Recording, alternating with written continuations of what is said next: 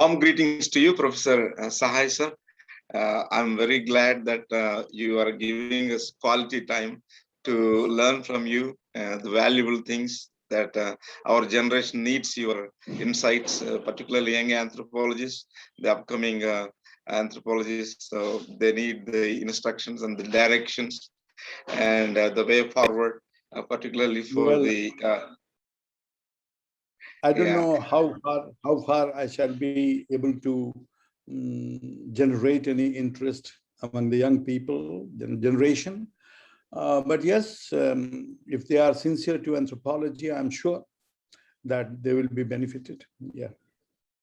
Yeah, for sure, because I see the lot of crucial thoughts and important insights are coming out. So thank you for your valuable time and commitment for the availability for the interview. So I'm grateful to you, sir, for your gracious contribution for the growth of anthropology in this way. So today, my first question is, our India is the biggest and largest democracy in the world, and we do have a wonderful constitution, and the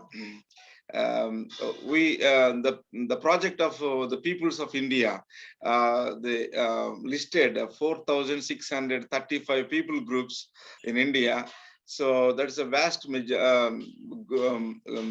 diversity because of the different ethnic groups have different cultures and a lot of linguistic diversity and multi-faith context, and so every people group have their own unique culture and they have their own traditions, customary laws, ceremonial laws, and moral laws, um, uh, and they are abiding by their culture, and they also face the reality of time, the reality of change, the reality of potential, and how they unpack all those things, really a matter of interest. At the same time, altogether, they have the constitutional law, irrespective of the diversity and differences, difference of language, difference of faith practices, and difference of worldview, difference of the whatever the laws they have by birth, but they have another law, constitutional law, to abide by. So how do, in the midst of diversity, in the midst of the complexity and plurality of cultures, and how do anthropology, the discipline of anthropology, play, what is the role of anthropology in facilitating, helping people to come forward to abide by the constitutional law so that the order in the society can be maintained? Yeah. In fact, you sent me a list of questions, and the answer to all these things that you have told me right now lies in the answer of the very first question. As far as the diversity of country is concerned, the country is diverse in every respect, not only in terms of population, but food habit, architecture, subsistence ecologies, technology, everything. In everything, our country is very, very diverse. Not only in religion, not only in customary laws, but any aspect of culture you think of, you will find diversity in India. And you said about the Peoples of India project, which has listed that great number of communities. That was, I'm aware, that was done during the time of Professor Dr. Kumar Suresh Singh, and he was the Director General of Anthropological Survey of India. He did it. A good job. So diversity is well known of the country. And if you remember earlier in my communication with you, in my discourse with you, in this interview also, I have said that in terms of diversity of cultures, India is perhaps next only to the continent of Africa. And in terms of antiquity, she is next to none. This is what I always believe in. So diversity keep apart. And to maintain such a diverse population within a territorial and political boundary, certainly the land of the law, it is the duty of the lawmakers and those not only who make the law, but the administrators, the executives, the police, and all these things. So it is their duty to maintain the law of the land. It is certainly not the duty of any anthropologist in the world. However, having said this, I would add that anthropologists can be of very help to educate the people to be lawful, to maintain law and order. In this respect, of course, anthropology can play a great role. A great role, undoubtedly. But alone he cannot do. He has also again to depend upon the executive and those who are looking after, the planners, the administrators, all these. Again, he has to depend upon. He alone cannot do anything. He can only suggest. I'll tell you later also. First of all, we see in the country lawlessness very much. No doubt about it. Very much. The very first question you asked me, that how anthropology can make a good citizen. Or, see, now, anthropologist, if you are a good anthropologist, you will be a good citizen, this is guaranteed. Not merely a degree holder in anthropology. If you just hold a degree and you claim that I'm an anthropologist and I'm a good citizen, at least I will be the last person to accept it. I don't care about the degree. But if you are a good anthropologist, if you are doing anthropology, if you have learned anthropology well, you will be a good citizen. I remember in Allahabad, that is a hub of the civil services. And those people who qualified their written examination, they often and very often came to me and asked these questions. If I'm asked that how anthropology will help you in law and all these things in administration. And I told them a lot of answers and points that, look, this is the benefit of anthropology or this is that. But last year I always said that I can say with guarantee that if you are a good anthropologist, you will be a good citizen of the country. Now, who are the citizens of country? I'm going to make a question mark. Anyone born in India is a citizen of the country according to law. According to law. But I'll take you to more than 2,500 years before. When this democracy began in Greece and Rome, etc. There also the citizens only had the right to cast their vote. Not everybody. You read the Greek history, you read how democracy evolved in Greece and Rome, etc. See, who was a citizen in Greece, ancient Greece I'm talking about? Who was a citizen? Not everybody who lived in the city or was born and brought up in the city. No, he was not a citizen, not necessarily. A citizen was he who, first of all, after crossing the age of 5 or 7, was sent to the gymnasium to physically become stronger. Then he was sent to the academy.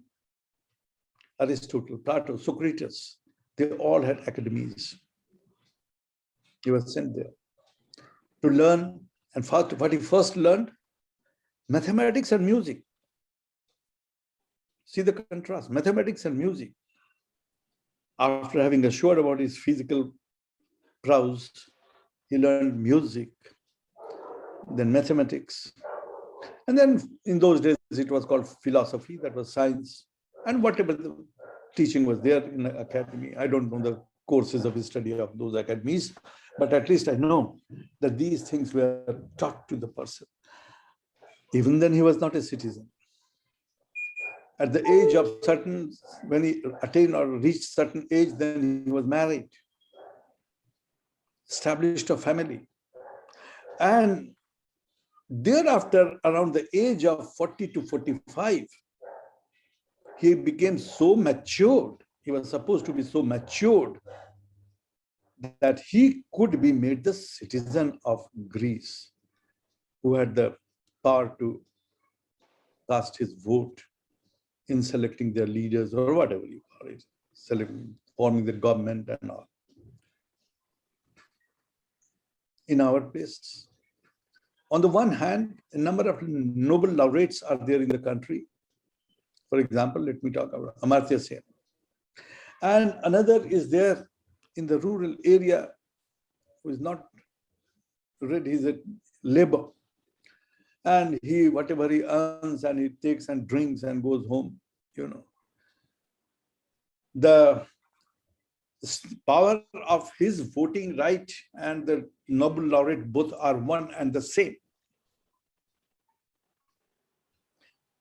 Now, in these circumstances, if you select majority government, who are in majority?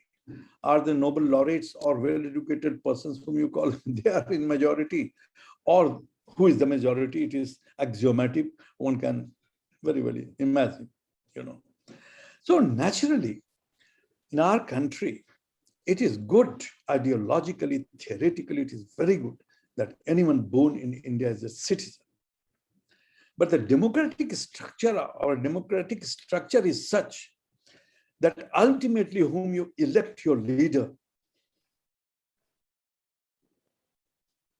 least said the voter, I don't want to say whom you are going to, how the elections are won, how the money and muscle power, all these things are played, how the casteism and religion and everything is operating there, and how these things are won.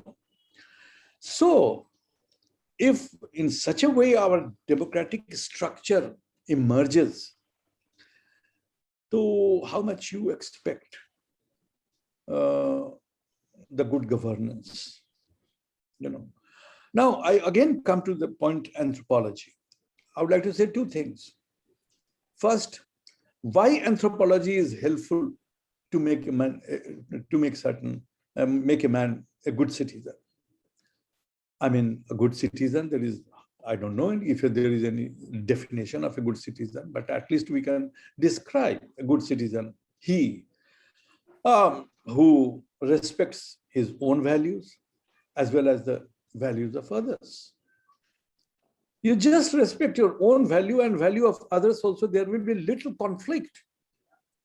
Because the other day also I must have said to you that all these tension, conflict and tension in the society today that we have, not only in India, not only in India, but in each and every part of the world, there may be difference in degree, that in some countries, the degree of anarchism or terrorism or whatever you call, you know, more, and in some countries less. But it is in all parts of the world. But since we are Indians, so we are talking about the Indian situation. So that is all because of the clash of the values. And there is no other reason. My religion is good, yours is not good. My religion is the best, my tradition is the best, my beliefs are the best, yours are not. They are inferior. At least an anthropologist doesn't believe so. He respects his own values. I too respect my own values. Values of my But then I don't have any clash with the values of the others. Because I try to judge the value of others from their perspective. And other day also I've discussed about, I've given the example of the Kalahari, of eating Christmas in Kalahari, that how the Kungs, their values are there. But from their point of view, that is good. So if we simply understand the values of others, ultimately this degree or intensity of conflict and tension that is going on in India or in any part of the world, that will of course subside. There's one thing I want to say. Again, one more thing I want to say about the education. I don't know whether, because we are having 4 or 5, 6 or 7 session of today. So a lot of things I might have said in earlier sessions. So there might be some repetitions also. But then there is a need to repeat it. Education in India. We know how it is. We can just see the statistic of the government reports, and we can say this much of percentage in this state. Everything is there available. But education, I'm talking about in the true sense of the term, because what I read sometime, I never forget. The definition of education that I believe is, you can quote it, that an educated person is he who does more creative thinking than it is required for his survival. How many people are doing creative thinking?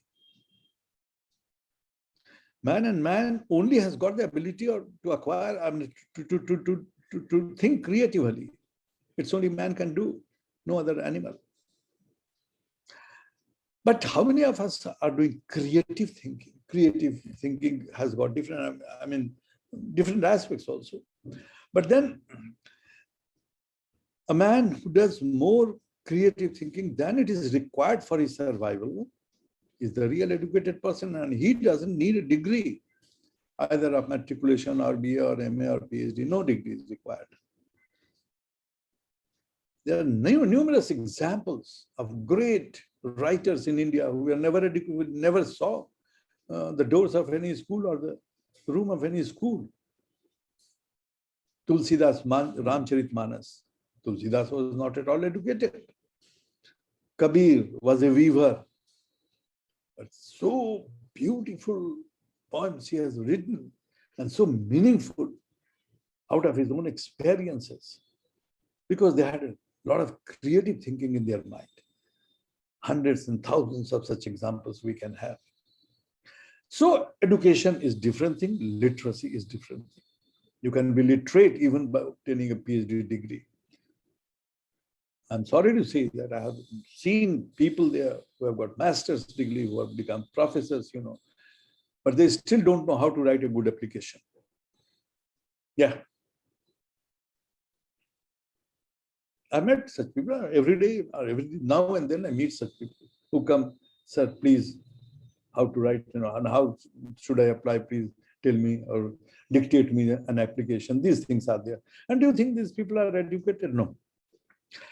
So education is the first requirement of a democratic country. So according to my definition of education, how many or how much educated people of India are there? Now I leave it to you to guess.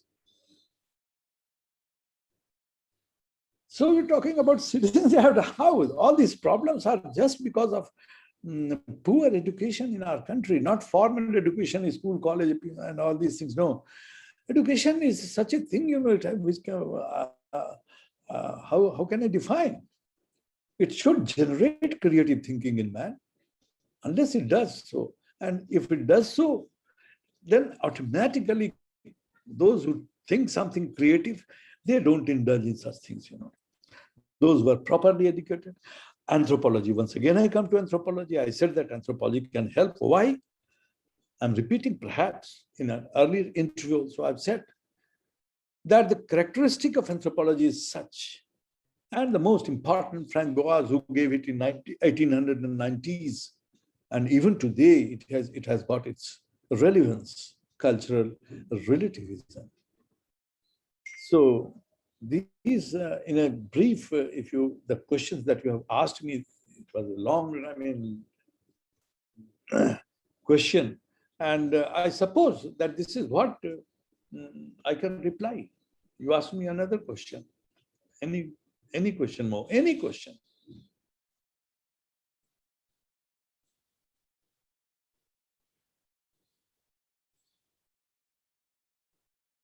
Oh, I'm not so sorry.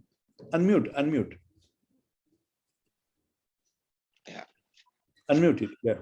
Yeah, you said to respect others' values and respecting one's own values, that respect the anthropology contributes in that perspective, and to facilitate the responsible, respectful citizens.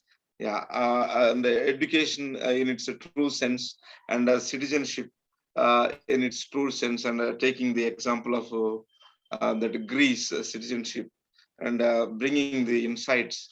What is the kind of citizenship? What is the kind of maturity needed to become a good citizen? Thank you for that wonderful input, sir. Now, how? Just I remind you, education, good education, proper education, that gives that generates creativity in those who receive such education. That type of education is needed. Yeah, creativity. Yes, creativity brings wonders in the human experience. Yeah, so the education that facilitates creativity is the true education. That's the important definition that you have brought. Thank you, sir. And how do anthropological training and inputs help to identify the virtues and vices of democracy, so that one might moderate its harmful tendencies? Uh, Democracy in the sense of the majority decision. So as you told, majority in the country, and all those differences. So how do anthropological training and inputs help to identify the virtues and vices of democracy, so that one might moderate its harmful tendencies? I am using the vices of democracy in the sense, I think people think that democracy is in its totality is perfect, and it does not have any side effects. But there are some vices also, the potential vices of democracy. So how to fix these kind of things, and how anthropological training can really make difference in moderating its harmful tendencies? I will only say that introduce the education of anthropology right from the school. Right from the school, in every school of the country. Earlier in our time, there used to be a subject in which was not compulsory, which was compulsory, but even if you failed, it did not affect your result. The marks were not added. Different types of craft and this, a lot of, I forget, in my school days there were in some moral science and some ethics type of thing was I found in some schools earlier in our time. I don't know these days in schools. I have no idea about. So likewise, anthropology should be made compulsory from beginning, so that right when the children grow up, in schools, they receive education, and they start understanding. They start understanding the variations in the society, the variety of society. They start understanding the values, and they're in schools. When they follow those values, then naturally they will imbibe it in them and grow up and come out of school. Anthropology as a syllabus is a different thing in graduation and post-graduation. But a course has to be devised in anthropology which should be made compulsory in school. Every student must. read. It should not be made optional. It has to be. In that way, a large section of people, how many students are there in all over the country? They will be learning from the beginning.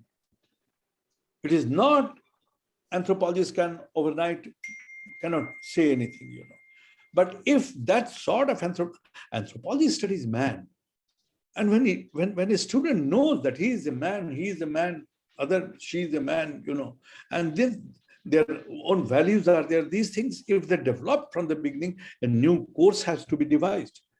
Or the present course we are teaching in schools and colleges in anthropology, that is not sufficient. The anthropologists should sit together and they should find out the ways that how we introduce these things in the schools so that right from the beginning, the making of a good citizen starts. And if the good citizens are there, then the good democracy will also be there. Exactly. A very simple thing. In any country, if the citizens are good, then whatever, democracy will be successful always. And there would be little. So the making of a good citizen must start from the very, very childhood. Very childhood. And this has to be, the courses are not what we teach today in anthropology. No, it has to be worked, thought over, and some serious anthropologists, senior anthropologists, and junior as well, they can also give great insight. They should sit together, discuss together, and then devise such a course which should be made compulsory at least after class 5 or something. We have to see that how the school education is there. Since I've been out I passed out in matriculation as early as in 1964, long back, more than 50 years ago. So I can't say now how is the pattern and how is the things, but then it has to be studied, it has to be devised. And I'm pretty sure that a good citizen right from the beginning in school will be in the making, and they will come and shoulder the burden of the country under different capacities.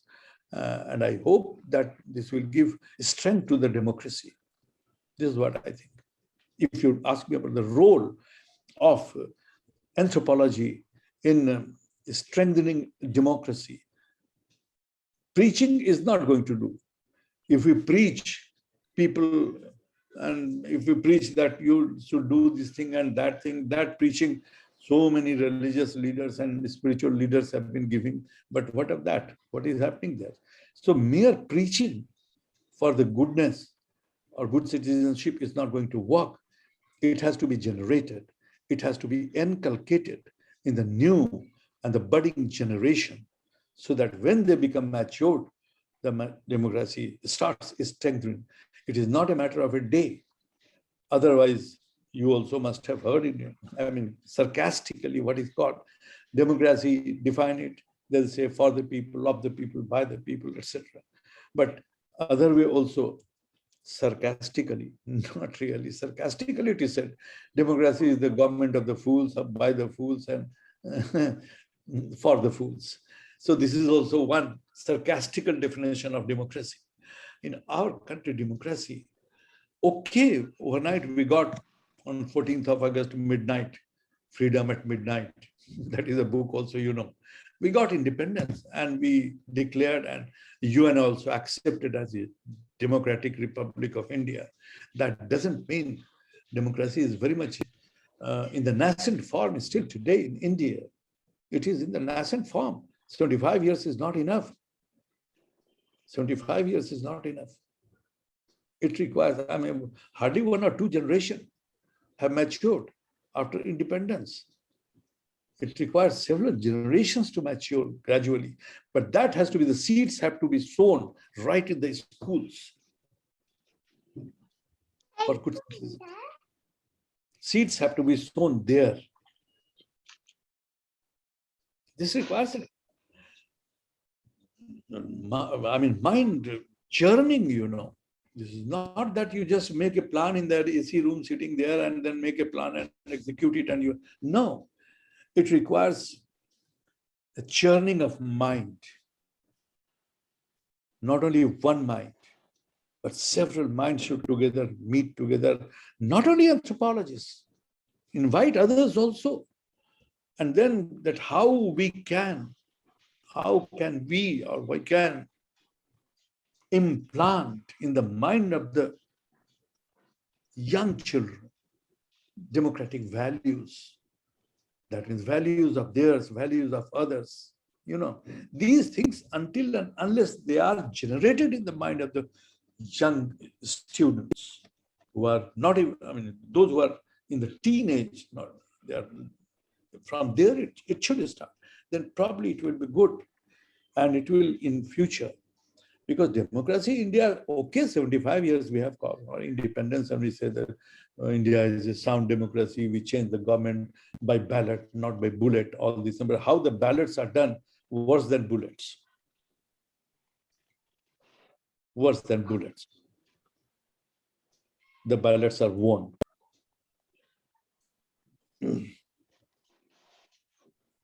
Yes, it's a reality, how the rigging is done in elections. Is it always a fair election? No. Although it is gradually with the time, and we have a setup, no doubt, the planning election commission is there, and they are very independent body. But even then, I don't want to take example. I don't want to give you examples from the last elections that was held. Wherever you talk about majority, wherever the majority of people of any caste, any religion, anything, they rig. At this place, if supposing this community has got the majority, they will rig, and they will be rigging successfully. That place, another different, they will rig.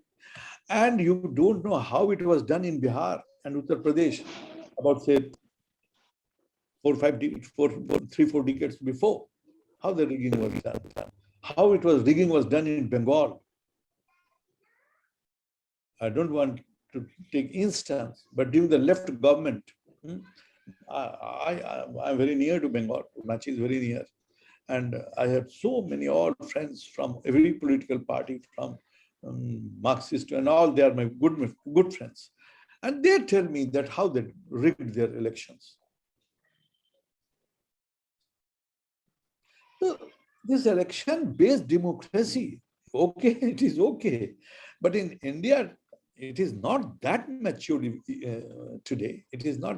You go to cast your vote. There was a time you go to, your vote has already been given, you go home. Somebody will tell you, and you have to return. You have to return. Otherwise, your life will be in danger. And this situation is not an isolated place. I don't know much about the South, but at least North elections I have witnessed. I know. So this has happened 3-4 decades earlier, and even to this day, there are some things, So that is there. Under these circumstances, if you think that, okay, election happened and government formed, and we say that we have changed the government not by bullet but by ballot, okay, theoretically it is all possible. But then the inside picture is something not very optimistic. So these things will gradually develop. I'm not pessimist also. I believe that this will develop sometime. Let's see how many years it takes. Whether I shall be alive, you shall be alive or not, we don't know. But gradually it will improve, because the theory of evolution, be it of Darwin or of Marx, it is always progressive. It is always progressive. Find it.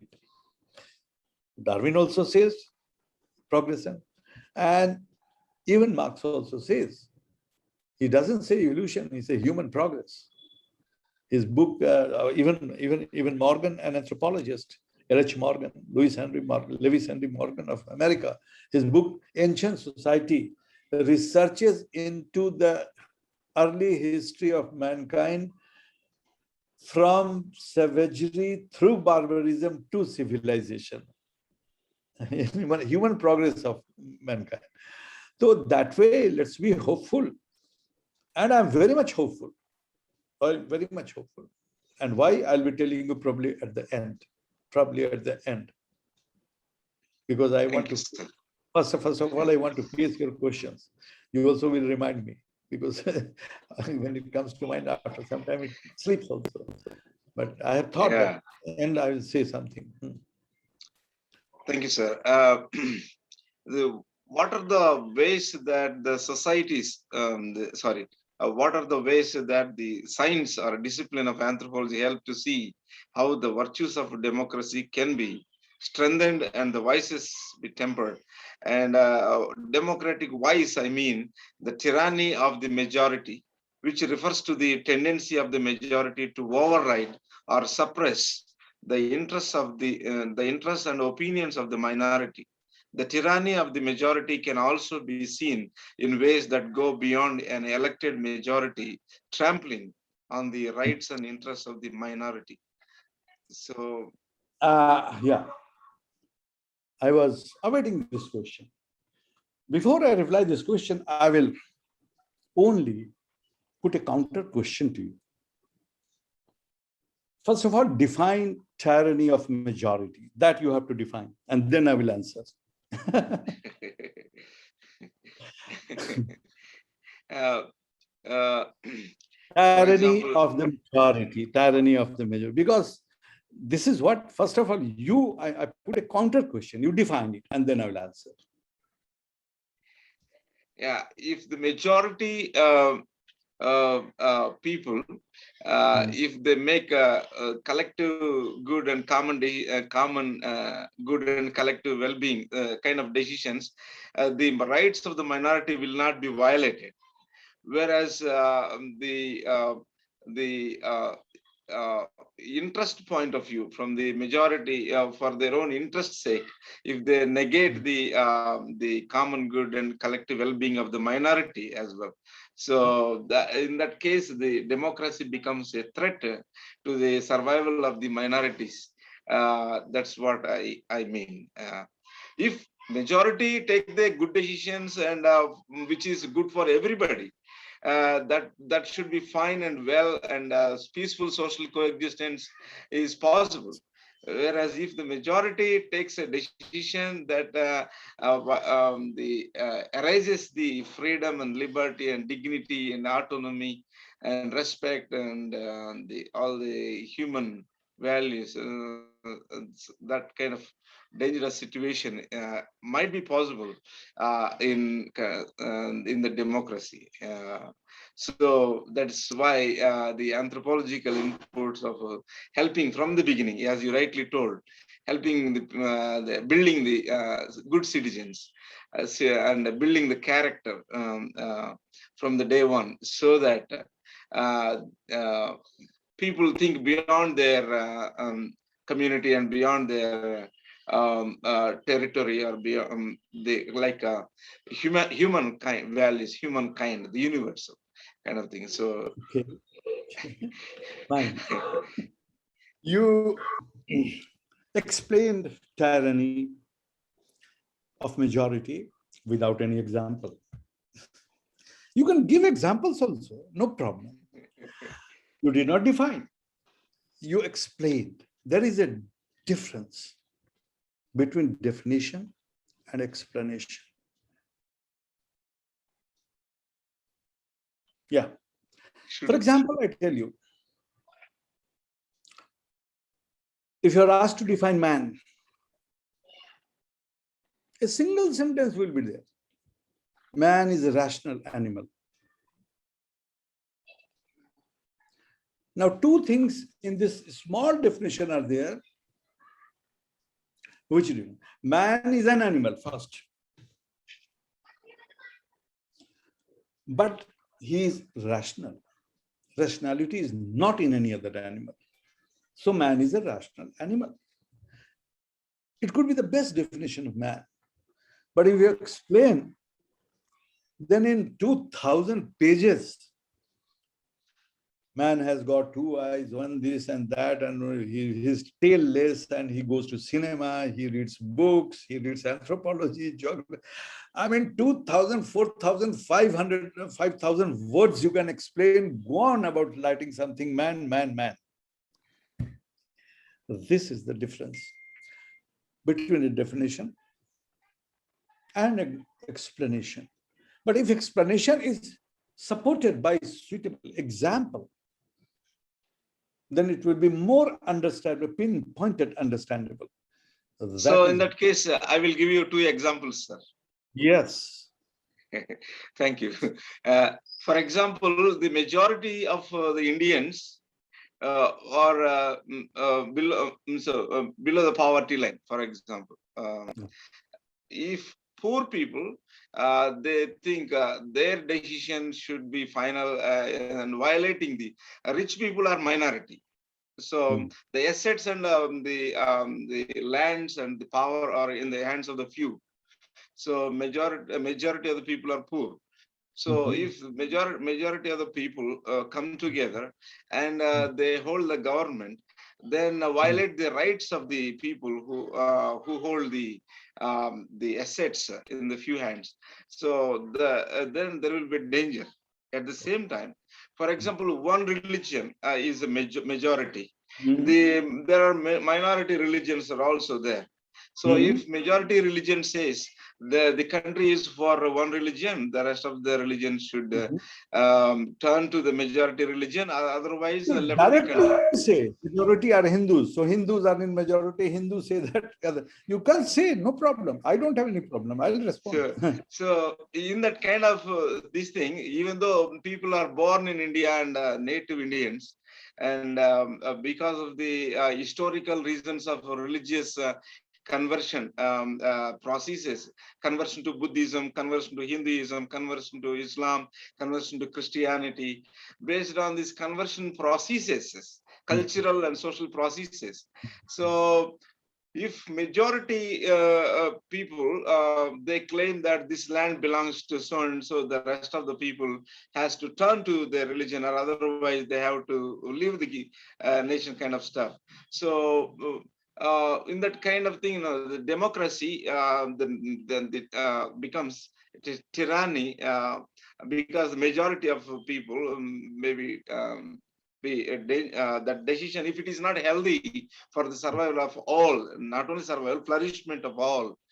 So that's where the interpretation of the Constitution and inculcation of the constitutional virtues and constitutional justice and constitutional the provisions for all the citizens of the country, consciously people should follow that, in that making people to follow the constitutional virtues and the justice, so that people can really respect the differences and be responsible and productive, so that the country can advance together as the most safest place to live and the kind of thing. So that way, two examples. One is the poor people. If they are majority, if they form the government and violate the rights of the rich who are the minority, that is one extreme. The other thing is if one religion is the majority and violates the other freedom of the faith and practices, and again it will become a dangerous thing. So the tyranny of the majority, that's what I mean. Good. See, first of all, this is, I suppose that you have later in your questions, you have mentioned something about the privileged, non-privileged also. Later in your question. But my answer to this, that will be to some extent answer for that also. First of all, I would like to know, rather, before that, I should say virtue and vices. Yesterday also we discussed. Now I'm speaking as an anthropologist. These are such things, which are inherent in man. The virtue is also there, vices are also there. Not even sociobiology has been able to answer why. Sociobiology only say to the extent that our behavior, our thought, our actions all are genetically programmed. This is what sociobiology is. Human geneticists or even the genetic engineers won't be able to say or answer why some people are virtuous and why some people are not. Or why the vices in this individual is more and in vices in that individual is less. Just like we have, I told you earlier also we have discussed, biological instincts of man is there, instinctive. Social instinct of man is also there. This has to be understood. And these vices and virtues, they are not given by the God, nor are they sold in the market. This has to be developed, inculcated through proper education.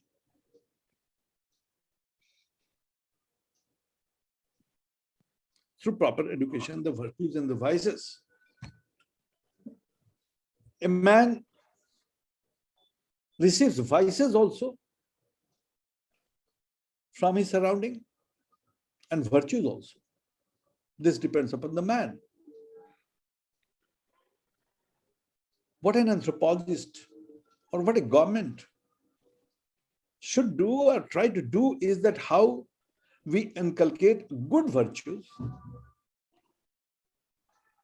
in our citizen or in our children, or in our people, and how we allow the vices not to enter into their mind. This is one thing can be done. But let me tell you one thing. Such virtue and vices are not only in India. You see the history of the entire world. These virtues and vices were present in all the ancient civilizations also, be it Mesopotamia, Egypt. There also people were exploited like anything. The priests were there in temples of Egypt. Pharaohs were there. You know how pharaohs were there? Inca, Maya, Greece, Rome, Crete. If you talk about China, I've been there. I've seen the forbidden city there. Can you imagine? What was called Ming Dynasty. So, where the king of the Ming Dynasty lived, that place is still there, boundaries there. 27,000 concubines. Oh. 27,000 concubines lived there. And no man was allowed to enter there. Only the eunuchs. Eunuchs means, you know, eunuchs? No. Yes. Transgenders. Yes. Only eunuchs were there to serve them. No tree was allowed to grow there because, I'm talking about China, before it became Red China. The big time. Because tree would have grown taller than the palace and nobody was above the king, so trees were not allowed to grow there. The king of Ming Dynasty, the term of one concubine came after, I was told there by the guide, I'm forgetting, probably 27 years after second round of that girl used to come to sleep with the king. Oh. I mean, can you imagine what sort of exploitation? It is not an exclusive case of India or China, everywhere in the world, in every time it takes place. You are an anthropologist. Marx has explained primitive communism and says that there was no class. Don't believe that there was no tension and conflict there also. Even today, there are certain societies who live in band. Warfare is there. They also live in constant fear and constant conflict and tension. According to Marx, any sort of thing, these things started during the period of slavery. After primitive communism, according to Marx, slavery came, then came feudalism, then came capitalism, then came socialism, and finally he says communism will come. This is what is human progress, evolution of human progress, or whatever the Marx is there. And he says that all these classes started, two classes started becoming from slavery. Slaves were there and masters were there. So from there he seeks that conflict attention. I had to give a paper to Hyderabad. I don't know whether you know or not. Father Lazar, do you know? You are in Hyderabad, I know. Yes, sir. I've been so many times to Hyderabad. There is SVD missionary, SVD, Society of Divine. Oh, yes, yes. Habshi Gudda or something. A place Yeah. Okay. Habsiguda is there. So they have an organization. They call it Sanskriti. Okay. Okay.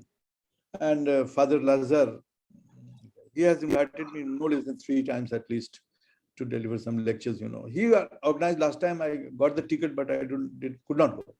Was on marginalization and privileged and unprivileged, some topic. And I have the paper with me. I have not yet published it because Father Lazar wanted to publish it.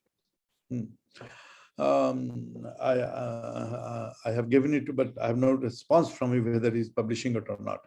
But anyway, during writing that paper, I tried to see the entire history, books, and all encyclopedia and everything. Now I am able to hear you. I found that at no point of time and at no place, this difference between the privileged and unprivileged has remained. Do you think that even today, not in China or in Russia, there also is there? There also is there. So these virtue and vices we are talking about, let us not take it as just idealist way, practical way. Practically, such qualities are inherent in human being. Wherever human being will exist in any time and space, he will be victim of all these things. Yeah. Can you hear me? Yes, now I hear you. Please continue, sir.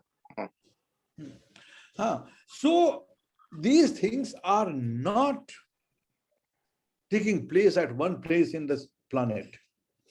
I don't name India. I don't name.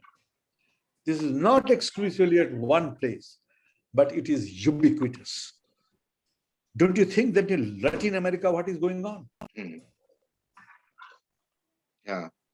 What has gone earlier also? Can you hear me? Yes, sir. Okay. What's happening in USA, United States of America, the most powerful country there? And any country you name, and I'll tell you that how some people are privileged, some people are unprivileged, some people are rich and poor, and this exploitation goes on. I can't see you. I can just, whether the recording going on or not, I don't know. I can't hear you.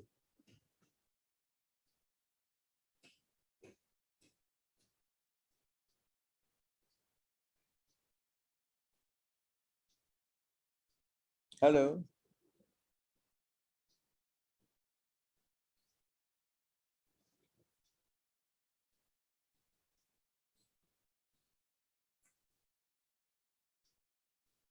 Hello.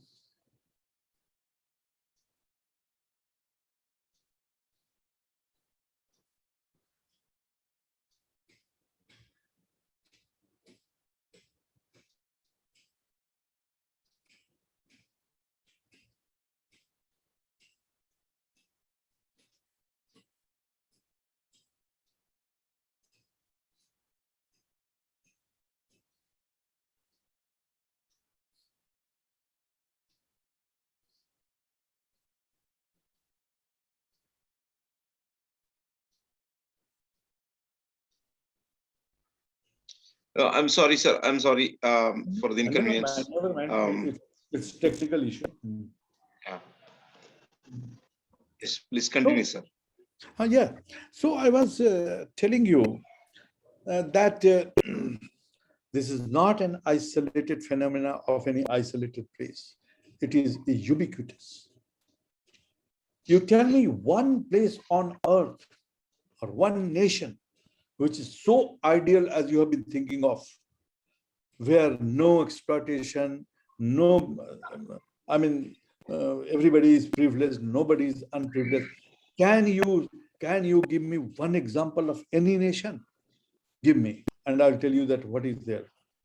This is a ubiquitous phenomenon. You can't stop, because these are the qualities, hate, competition, rivalry, sex. There is two social instincts. I tell you more. One of the social instincts is pugnacity. You see the dictionary meaning of pugnacity. Oh, what is it, sir? Quarrelsome, aggressive.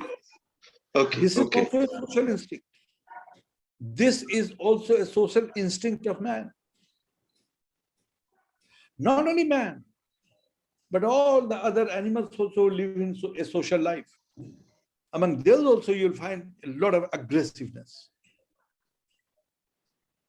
One group, see, the monkeys are there. They live in groups. They cannot tolerate any other group to come in their territory. Bloody fights take place in between them. You see the Discovery Channel or Animal Planet, then you see. And so man is there. Man is also pugnacity. Then another is, I'm forgetting that psychological term of it, but the meaning I remember, hoarding tendency, hoarding, we hoard. Other animals hoard little only. We hoard. Surplus food is there. We hoard it for future. We pile it up, for generations after generation, money or be it anything, So this is also an instinct in man. Pugnacity, hoarding tendency. Pugnacity is aggressiveness. Wherever. So these things are there, even in the gathering and hunting society, you will find. And in all the societies, you find such things, taking place. So it is not surprising. It is not surprising. But let me tell you one thing, which I wanted to tell you in the last. I'll get your questions. That is important here. It's coming relevant here to tell. What is the panacea? Panacea means, what is the solution of all such situation what you imagine in your mind about India, about the collapse of democracy, you say, or majority and minority conflict and all these things, A lot of questions might be coming in your mind, and everybody's mind coming, not only you. What is the panacea? What is the solution ultimately? One solution we already discussed earlier.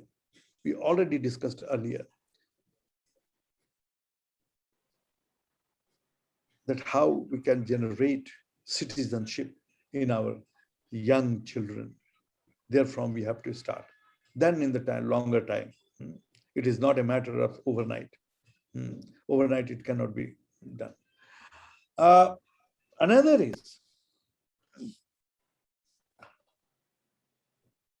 I'm pretty sure that I'm perhaps repeating one of my statements, which I might have earlier given, but here it is relevant. In one of the books, I can refer you.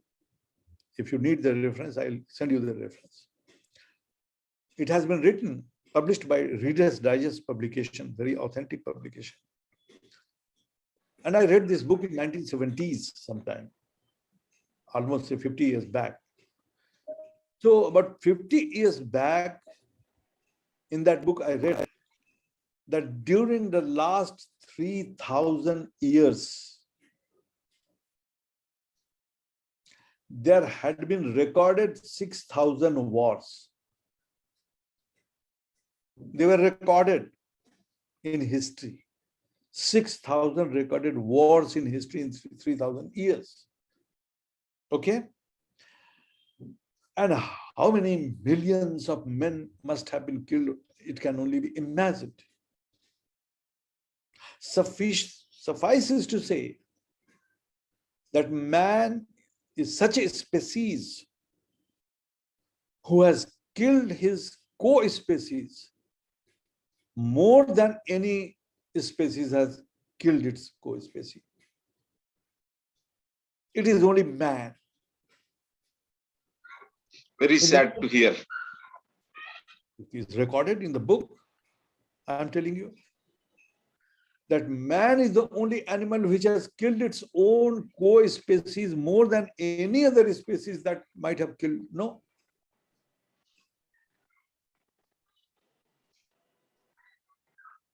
Massacres have been done in the past history, brutal, brutal. I have read in history book about India, Ahmad Shah Abdali, when he raided Delhi and his army entered the Delhi city of those days, he brought out his sword from its cover and put it in a mosque in Daryaganj. That mosque is still there. You can go and see. That means he ordered his army to massacre people as long as he doesn't take his sword and puts it into its cover.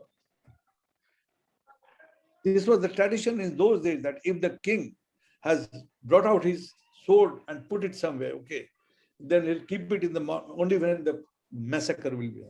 So 3-4 days of massacre, mountain of heads, How do you how do you see these things? What is happening today in India? Is it a new thing? How many times such incidences have taken place in the world during the last millions of years? Always, always. It's not a new thing at all. And do you think that such things can go out just by preaching that you also live good, you will also live good? No, please don't do. No, this is not going to do. Such things are not. You see, you read Rizvi's book, who is in Canberra, historian, Australia, A.R. Rizvi, something like that. His book. You know what happened? That when this Timur Lane, Halaku, and Genghis Khan, when they marched for their expansion and entered a city, what they did, that they told all the men to assemble in an open place. All the women, they took them, okay, just for rape and nothing else, and ordered his army to butcher the heads of all the men there. So such things, heinous things have taken place in the history. I'm not blaming any religion, any philosophy. I'm not saying these things have happened not only in India, but outside India also. And what about Hitler? I've been to Berlin.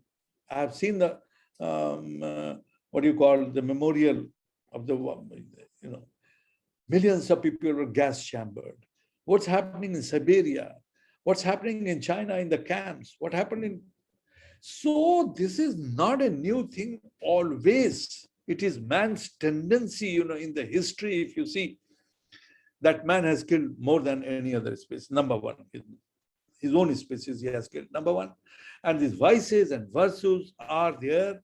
They have been always, ever since man appeared on earth. It has been there in human society, and in different forms they have reflected. And that is what we are finding today also in India also. Having said this thing, one more thing I'll say, which is important. In spite of this fact, I'm speaking now as an anthropologist. In spite of having said this, I'll say, man is the only animal who is worried about the survival of mankind. Otherwise, today, the amount of nuclear arsenal that different nations have, if they are used, you know what Einstein said? That after the Third World War, I don't know how man will fight, but if he survived, then we'll have to fight with blows. Nothing will be there. But who is worried about? Man only is worried, and non-nuclear, non-proliferation of nuclear and no nuclear use and this, that, all these things man is trying to do. Man is trying to do. Because knows that man has killed man more than any other animal, has killed its own co-species. But at the same time, man is the only animal which is also always has been worried about the protection of humankind. This is also true, on the other hand. So I'm not pessimist. I'm very much optimist that man will devise the way that humankind is safe and survives in a good health. They have been all trying, not only saving man, but they are saving all the species. They are trying to save all the fauna. They are trying to save all the flora, which we have lost. Who is doing this thing? It is only man doing. Why? So this has to be understood in some right perspective. And this gives some encouragement that no, nothing will happen. Everything will be all right, ultimately. Because overnight we cannot make man virtuous. Nobody from the sky will come and bless man to be virtuous. That all people are now virtuous. There will be no conflict, no tension. This is not going to happen. Because these things are ever since man's appearance on earth. It is not overnight come. It has not. It has a reason. An anthropologist has to study the reason. Study the reason also. And if you talk about a majority, minority in every society, every place, every time, this majority and minority have been there, and there have always been conflict between them. It's a not new thing in India. Today, of course, the Hindus are in majority and others are in minority. And we find the conflict between them. But if you say that the survival of either the majority or the minority at stake, no solution will emerge. I'm pretty sure of it. Only human being will think. It's not. Even, you see, what is happening today, you must be reading newspaper, what is happening in Taliban? What is happening in Taliban? Or what has happened earlier in Taliban? For the last more than 25, 30 years, first Afghanistan, first Russia, and then Taliban, then America, then again Taliban. What sort of thing, you can imagine only what is happening there. We talk about women's rights. We talk about everything. So this is all makes anybody puzzled to think about it. But two things are there, that man, I'm pretty sure that man only will devise the way out. Here I'm reminded of a sociologist come anthropologist. You also know the name. You also must have read. You also must have read. Emile Durkheim, Emile Durkheim, French. Okay. Now what he says, a small sentence, society sui generis. Society sui generis. A simple sentence, its meaning is very deep. Society has a life of its own. He says that society itself devises its own continuity. Society divides, it's not man. Society itself will devise. Durkheim doesn't give any credit to man. And following Durkheim, there are other anthropologists also like Krober and others. They do not give individual any credit for it. Everything they say it is the society itself. Society, sui generis, has a life of its own. It ensures its continuity. It ensures its continuity. There is one anthropologist, Paul Bohannon. Paul Bohannon. A beautiful textbook is there, Social Anthropology. You'll find in Hyderabad, in many libraries, might be. In Central Hyderabad University, it must be there.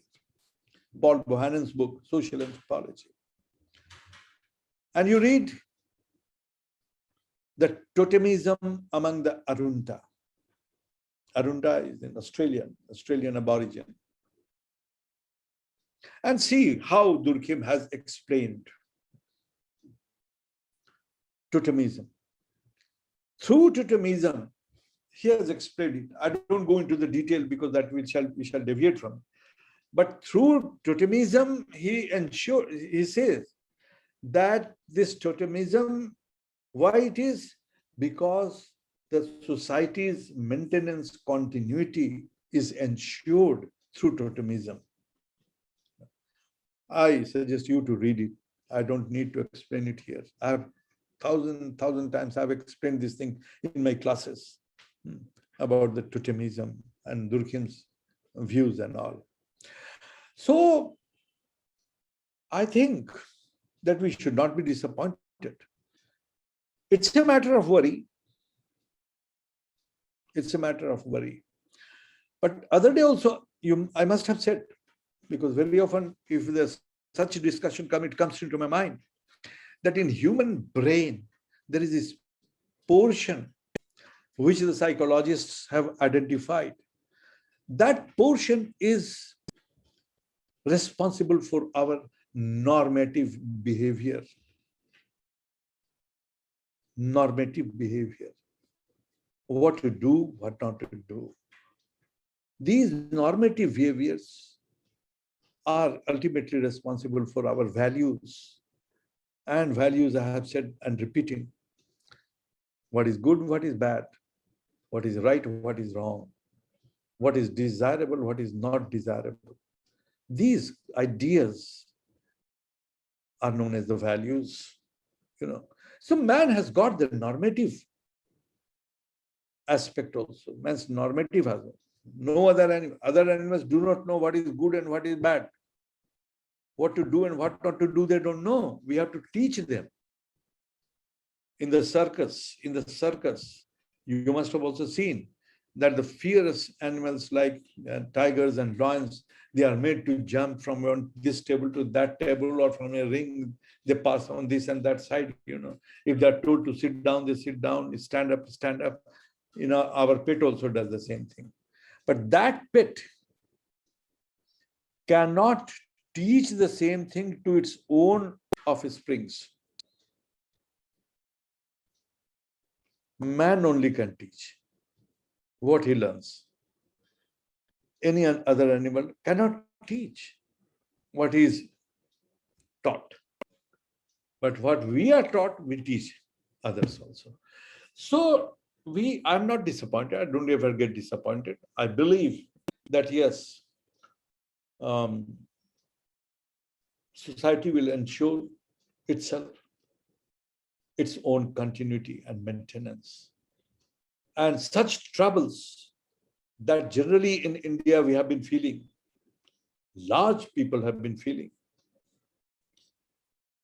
The news channel, you find out with a particular ideologue, even if there is a small incident, they will amplify it, and the whole democracy in India will come at a stake. This type of news is there. and the news channels are there. Papers are also there. Newspapers are there. See their editorial. If any small incident takes place in India, which is not acceptable to their ideologue, be it political ideologue, be it religious ideologue, if it is not acceptable to their, then this will be amplified as if the whole country is at stake. I don't think so. This should not happen. Law must take strong hands. Law is there. Law has to take most strong step in this, any such circumstance. And people have to be educated so that recurrence of such exploitation by the so-called minority is not done by the so-called majority. Law has to be enforced, and ultimately several generations have to be educated properly, that they understand the values of others, they understand the value of coexistence, and they become good citizens. And if they become good citizens, they will certainly understand the value of coexistence. They will certainly understand the value of others also. This is my, of course, you can say optimistic view, but that I have. That I have. Particular incidents, if ever you quote, then it needs to be probed.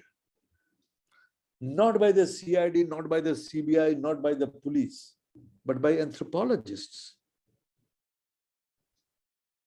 They should be given access so that they can study such incidences and come out with certain solution, you know.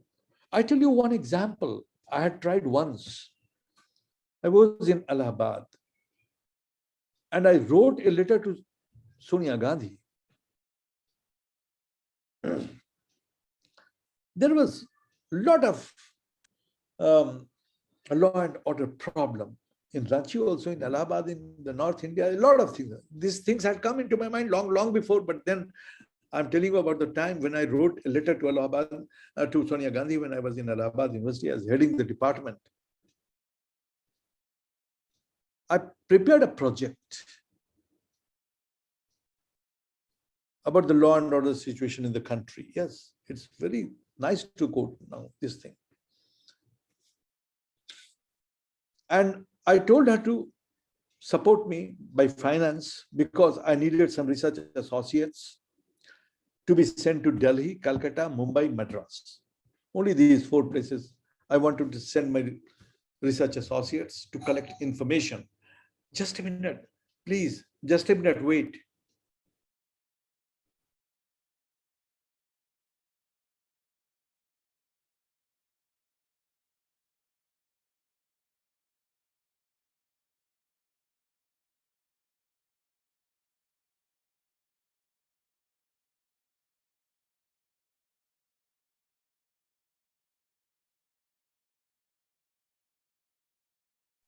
Actually, somebody had pushed the call bell, you know.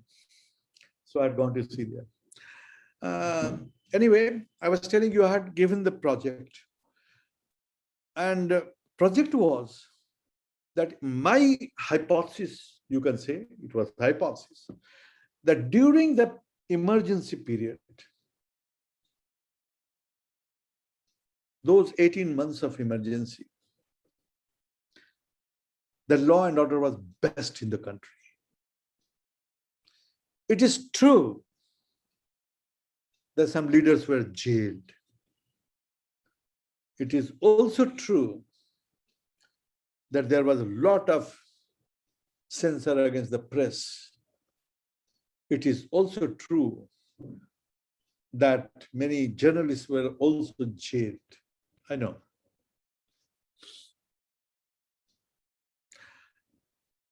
That was the sad aspect, let me call it. But as far as general public is concerned, the best law order situation was there. This, I am talking about my hypothesis. Um, Even in the offices, I don't know how old you were then. I don't know, in 1976, 74, I don't know how old you were there, but I was very much young man. I saw the things, I was The 3 attendance in years the old, sir. office. Huh? I was 3 years old. So you don't remember. But I remember everything. That the offices were timely, government offices were open, timely people went there, and the work also, culture had also improved. That is a different aspect. But I'm talking specifically about the law and order.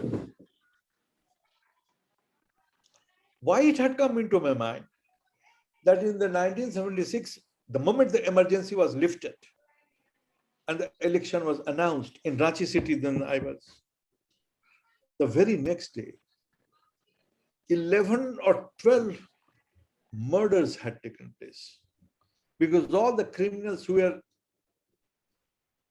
inside the jail in MISA and in Gunda Act and all these things, they were given bail, and so many disturbance of law and order. So what was my project was that I will collect from these 4 metropolitan cities 8 months, 18 months, during the period how much crime had taken place.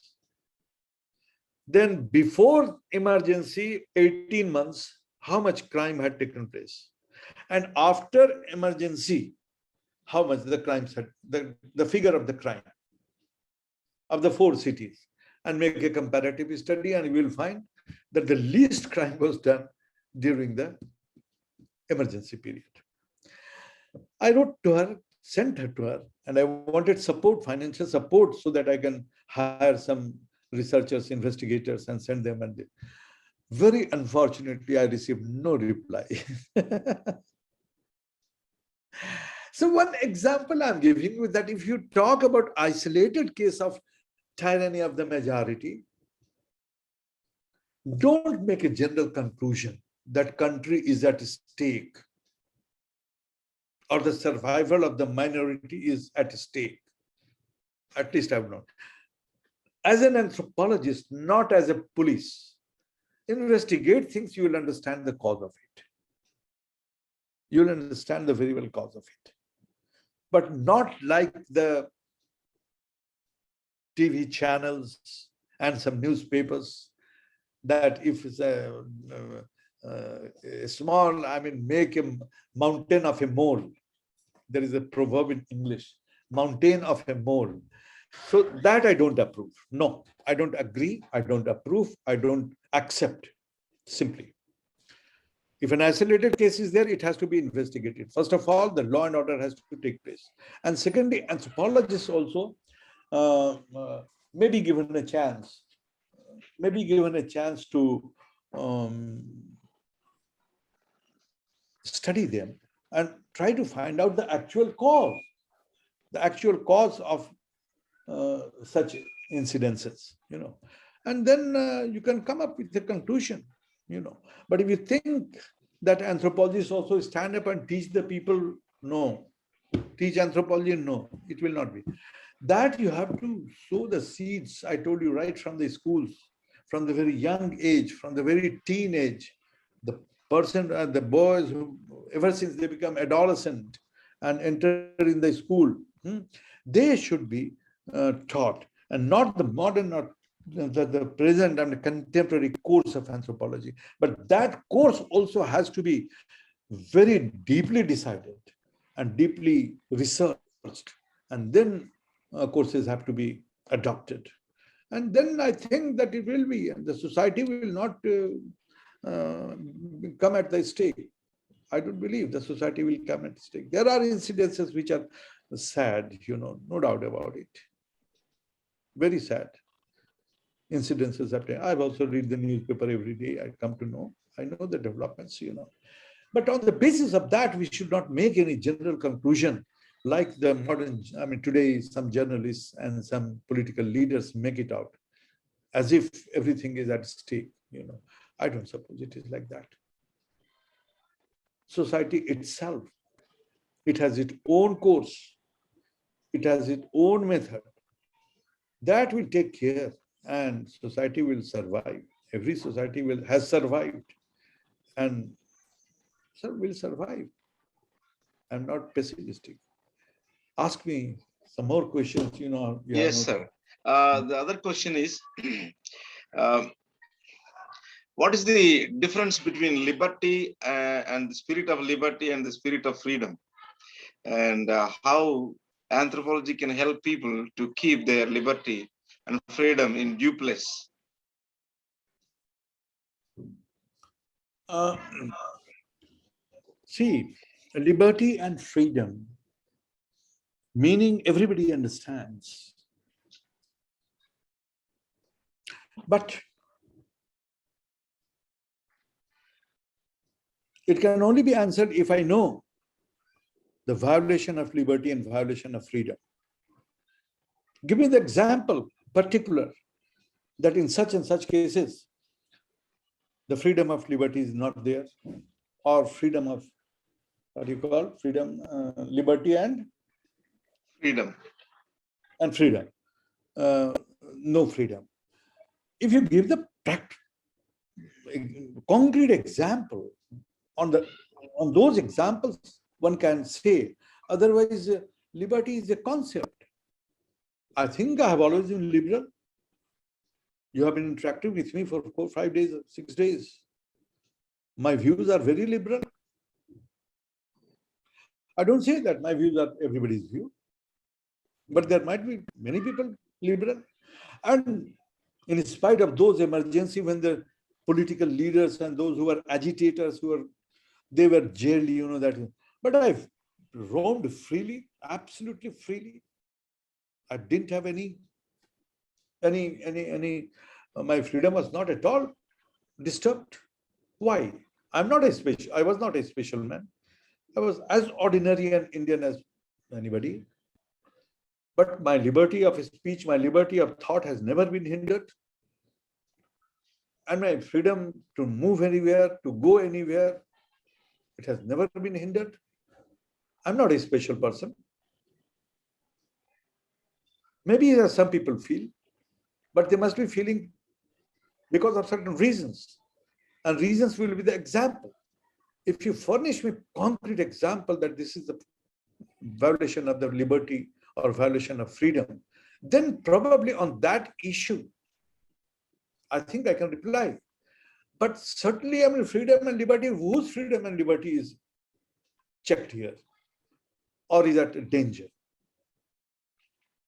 I don't suppose anybody in India can go to, now this, at least the Kashmir was there where people could not buy property, now they can go and buy. That has also been facilitated. Of course, there are some not freedom there in Northeast. Northeast, a lot of restrictions still exist there.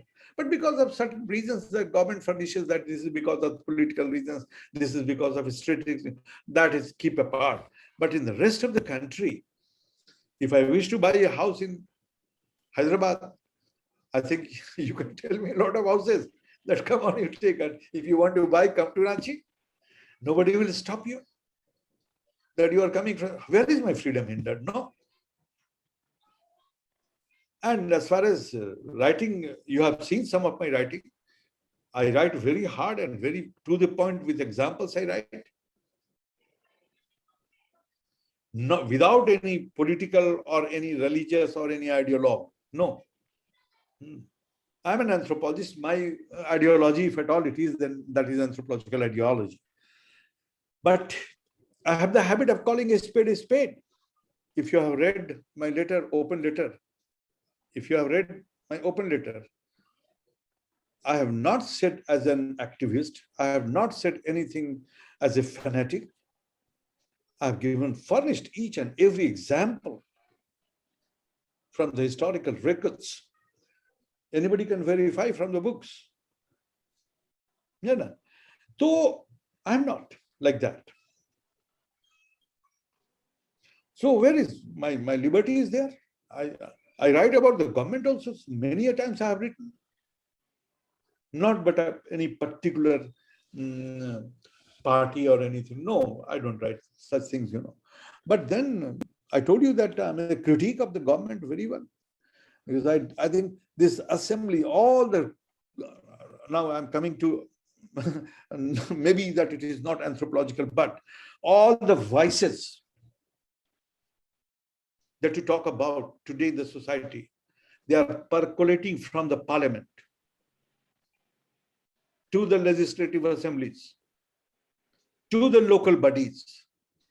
The character of all these people who are there is one and the same.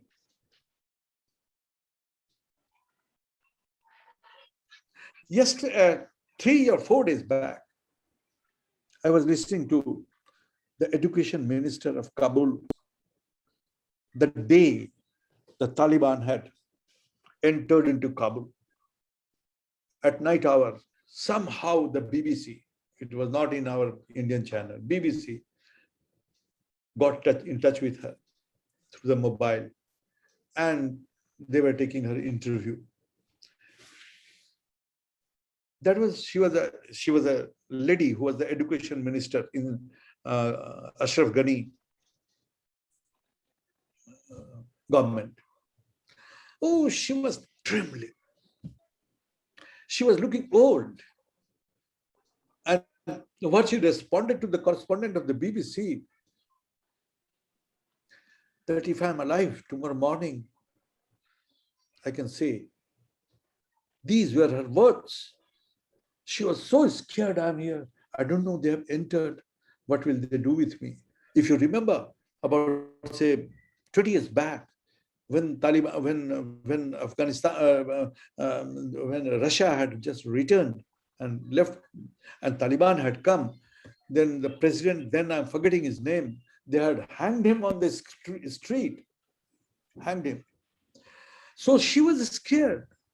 Ashraf Ghani is an anthropologist, Ashraf Ghani was the president, he's an anthropologist. This earlier also I didn't know. So he had to flee from there because such things, atrocities on women, atrocities on men, atrocities in the name of one's own belief and faith. Taliban says that just and a lot of contradictions are there. A lot of contradictions are there. It is very difficult to understand all these things. Why?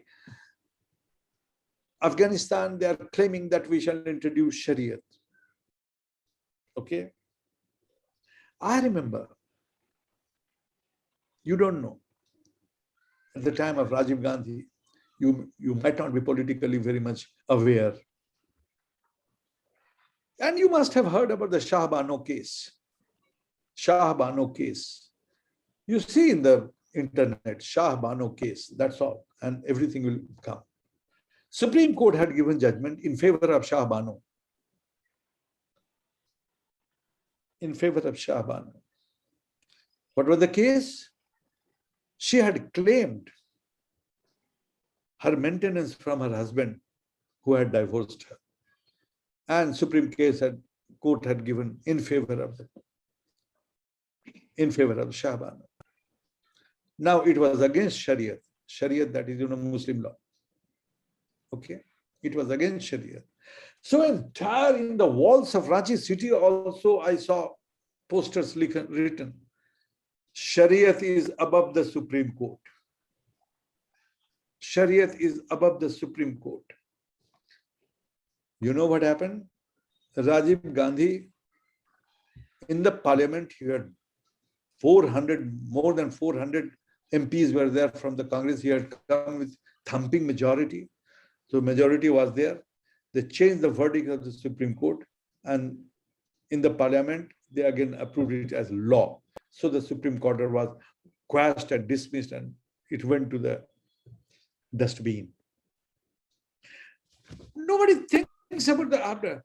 Now, if our Muslim brothers are so much attached to the Sharia, will they like for them to be applied here in India? Ask anybody. That for the Muslim Sharia law will be there, and for the others, Indian law will be there? Nobody will agree. Because if you do a theft, your hands will be cut down in Sharia. That is what happens in Saudi Arabia. And that is what is going to happen in Kabul or in Afghanistan. That is what is going to happen. If you speak a lie, so much of punishments are there. So no Muslim will like Sharia to be introduced in India. But when one law, Supreme Court gave a verdict, which they didn't like, they said Sharia is above the Supreme Court. So no Supreme Court.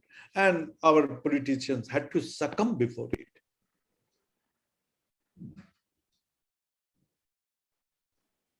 You say so much of diversity. How can unity come?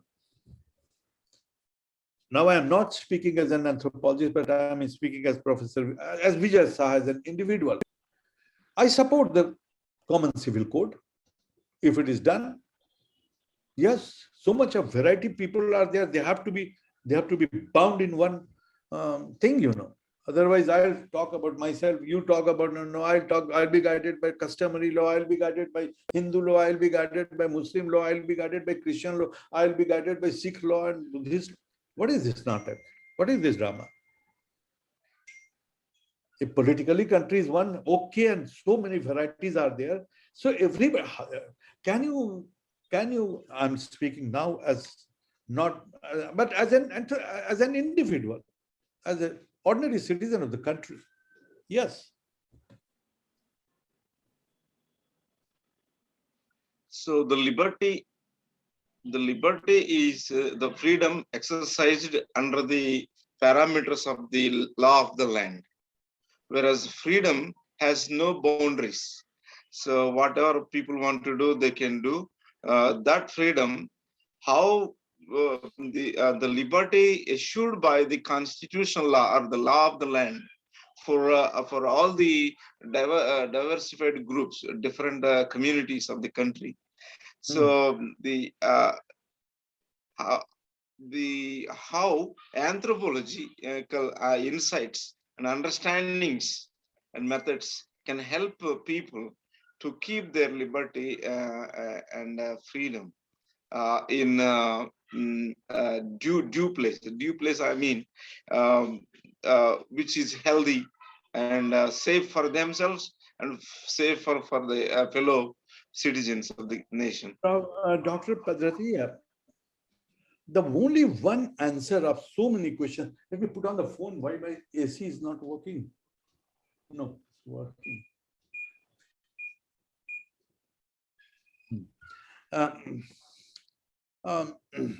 The answer to many of your queries is only one thing. To be a good citizen.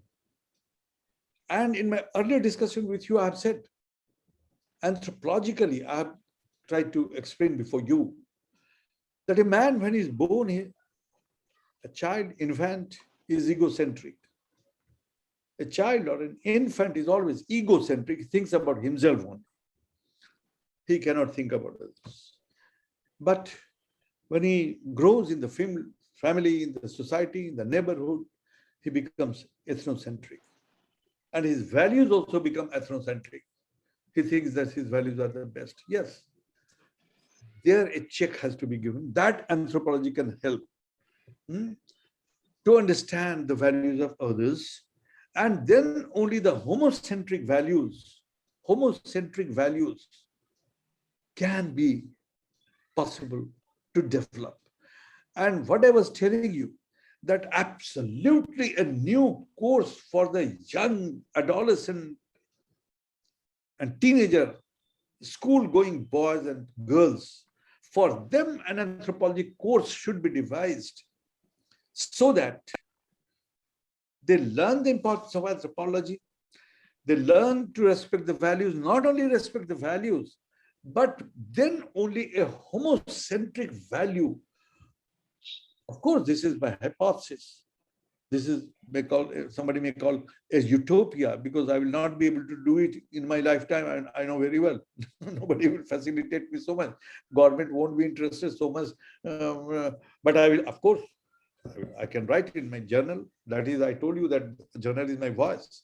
So in that verse, I will write, and I've been writing also. But now, after your interview, I will write certainly that this is how the homocentric value can be inculcated, can be developed, and this will be good for a country like India, which has so diverse a population, so diverse beliefs and customs and religion and everything, that's the only remedy. That's the only remedy, I think so. And anthropology has a great role, but this has to be understood by the policymakers. They have certain fund, they'll organize a seminar, and they'll give it to 500 different organizations, colleges, universities, organize them. And these anthropologists also, they will make a good theme, like as if they are going to solve the entire problem of the country. Likewise, and papers will be there on all poor papers without any sense, no serious paper. And after the seminar is over, some people will sit down, let us make a resolution, because we have to give it to the funding agency. Make 5-6 resolutions, they will send it, eat, and if possible, drink and be merry. Milna julna ho gaya. I mean, get together has been done. So that's what today the seminars in every discipline. But since I know about anthropology, so I can say I have absolutely given up going to the seminars now. I find no serious discussion, just poor papers, because they are coming to get a certificate so that they can be appointed lecturer, publish something.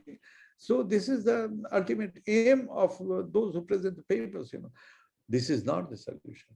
The government or the policymakers have to be convinced that, look, here is the panacea, here is the solution.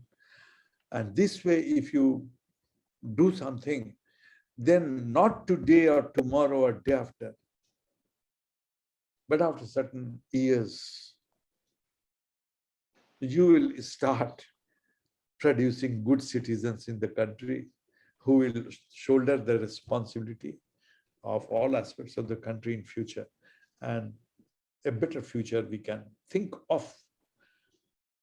Otherwise, what an anthropologist can do other than to study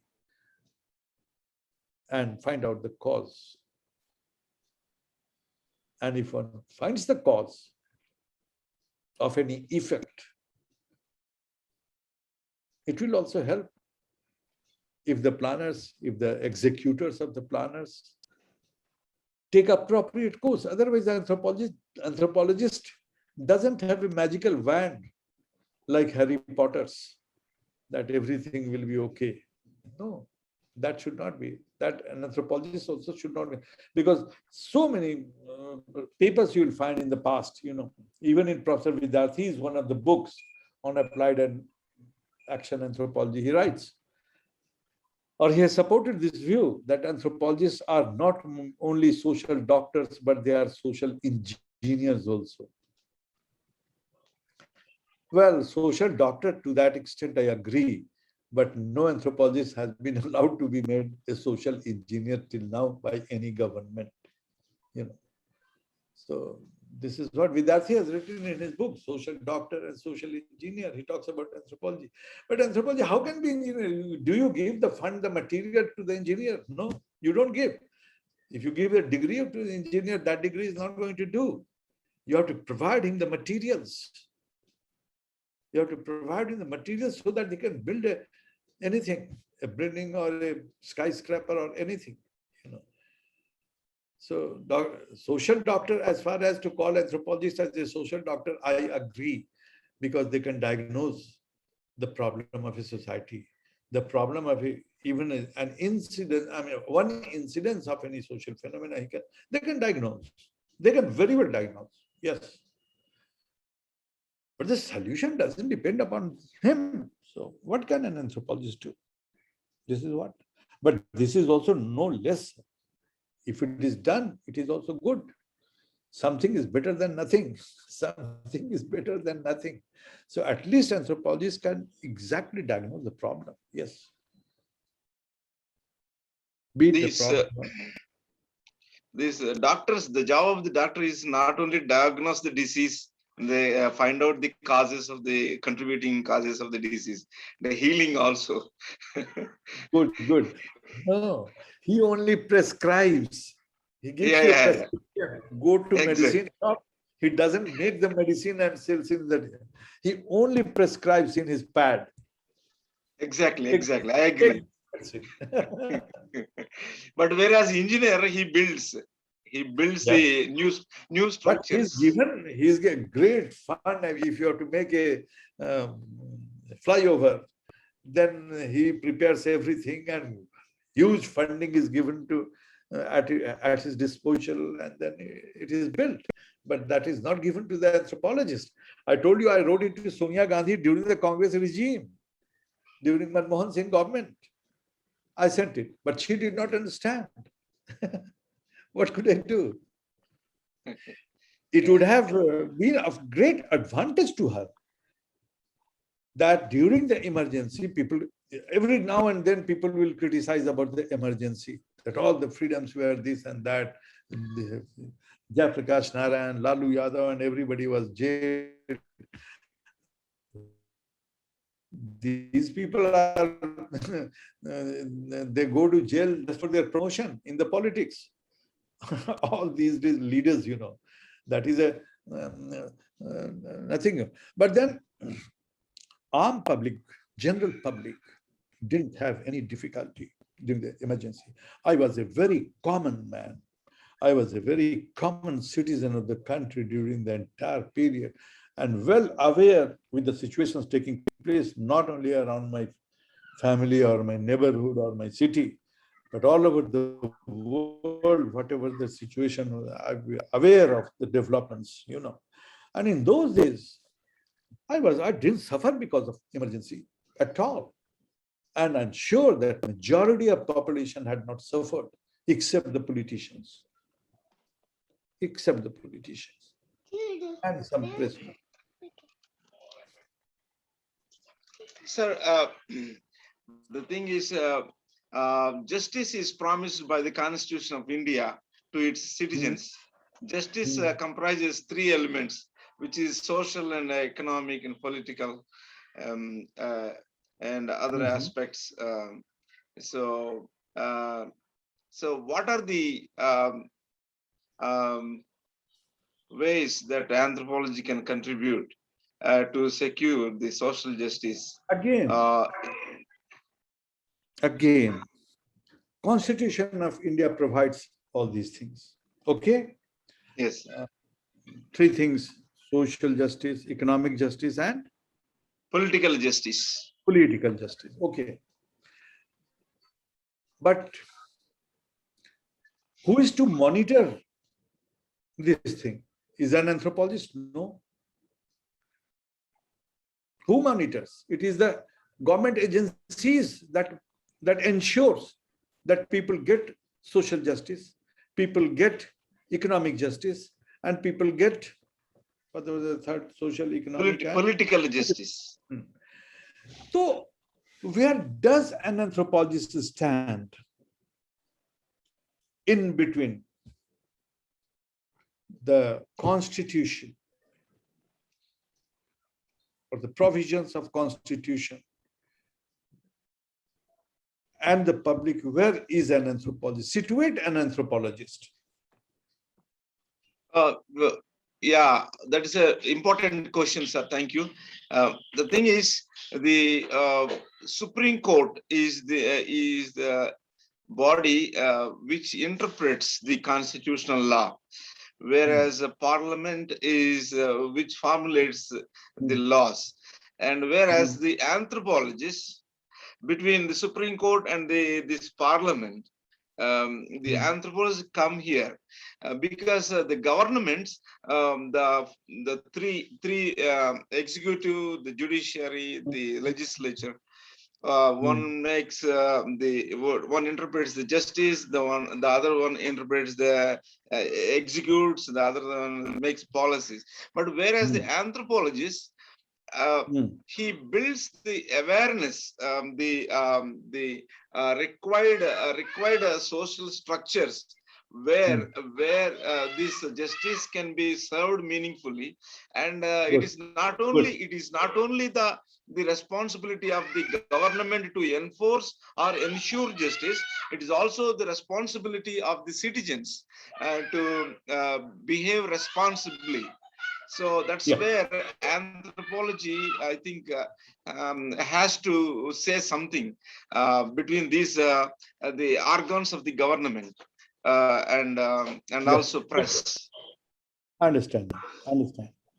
You see, uh, yes, anthropologists can play a great role.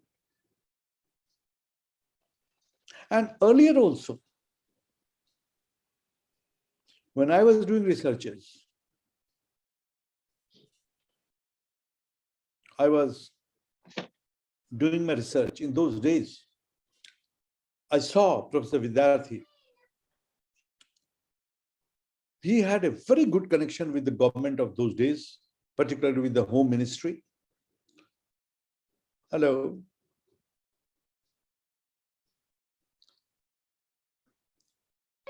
Yes, sir. Yes, sir. Listening. Okay.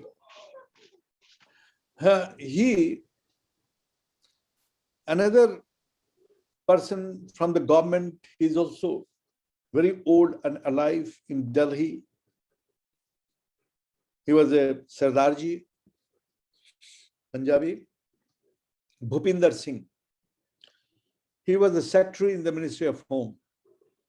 And Ministry of Home took a lot of such things, So Vidyarthi received good funds and projects to train the administrators, to train the policemen,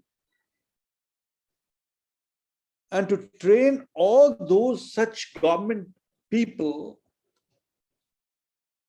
who worked among the public, particularly in the rural and the tribal areas. The focus was given by Vidyarthi to the rural and tribal areas. I've seen the IPS officers, I've seen the IS and the PCS officers. They all came to Ranchi. They were taken to the field for field work also, so that they have some experience about it. And this is way the training was, if I remember correctly, for 45 days. They were given leave by the respective departments with full salary. They joined and they worked. I have not made any assessment of those who attended, how did they work, and this I didn't get any opportunity to do. But I remember here the role of anthropologists come, because law is to be made in the parliament and the assembly. That becomes the law. I mean, Supreme Court, and they are the custodians, and what you call executive is done by the administrators. In between them, anthropology can play a role as a catalyst. Government should find out those anthropologists who can give training to the IS, the PCS, the IPS officers who directly are involved with the public. Me or you are not involved directly, but every day a government officer or a police officer has been interacting and dealing with the public directly of their respective areas.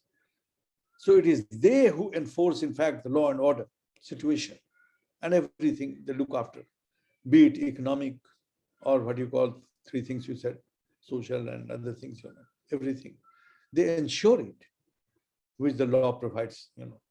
Anthropologists can play a role as a catalyst, as I have seen during the time of Professor Vidyarthi. And later, I know in Calcutta University also, Professor P.K. Bhaumik was there. He had an Institute of Applied Anthropology. There also he was sometimes funded by the West Bengal government, sometimes. And he used to give training to such people, some orientation, anthropological orientation, so that they can understand the people whom they deal with, and understanding the values of the people whom they deal with, and accordingly a good governance can be obtained. Here, of course, the role of anthropologist is there. But if anthropologist goes and gives any preaching, or that is not going to do. Ultimately, the government concerned has to take notice of the anthropologists and request them and provide them all the facilities for training. And this is how I think what you are calling this can be well planned and under the some anthropological orientation is needed. I told you earlier also that I also say to all my colleagues who are friends, who are journalists, that you require an anthropological training, then you will do better in your journalism. Likewise, if all these people are public servants, let me call it, all the public servants, if they are given this opportunity to have some training, anthropological training by competent anthropologists, not the classroom training like that is not there, but then actual anthropological training. The courses are there. And it can be also devised there. If anything, then I hope that this will be of great benefit, because I know my students who have done the IAS and PS, they always say that anthropological orientation, they directly or indirectly guide them. You go to Assam and meet Siddharth Singh, who is from Uttar Pradesh. Oh, so beautifully he's been interacting with the Assamese people that they love him like anything. And of course, he's a good person also. But then he has done field work with me so many times. Siddharth Singh. In your Tamil Nadu, you see Dharmendra, DP Yadav, you meet him. He has done field work with me in the Himalayas. He is there now, probably at the secretary rank he is. So these are very popular in their field. Not popular because they interact with the people so nicely. Because I told you that anthropologists are always extrovert, because they don't hesitate to share their data. So easily they are trained to establish rapport. So they are trained to value the others' values also. So these things are such things which should be inculcated even among the public servants also. And if the public servants are trained in this light, I am sure that the good governance will ensure everything which you're talking about, all these anomalies which you find sometime in terms of liberty and freedom, etc. So these anomalies will be taken care of by the public servants only. Ultimately, they have to execute. I feel such things, if it happens, I'll be also happy. And if possible, I personally interact with the people and with the public servants, and I can convince them very well. Because dozens of my IAS and civil services students are there in different parts of the country today. And admitted that yes, anthropological training that they had in Allahabad University directly or indirectly always helped them in dealing with the people.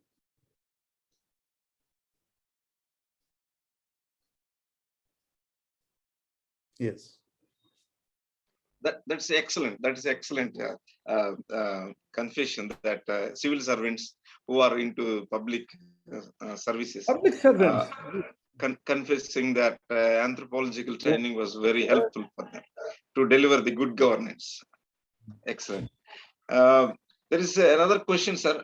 How social justice assured in other words, social justice in other words, how to create a society without discrimination on any grounds like caste, creed, gender, religion, etc. What are the ways anthropology can help facilitate social justice and order, law and order in society? So, Yeah. if I am not repeating, because I'm just curious to know, because from the authorities and in the anthropology and the insights. See, the caste system, let me first talk about. Later, we shall be talking about other items also. I didn't note it down, otherwise, probably I would have remembered, you know.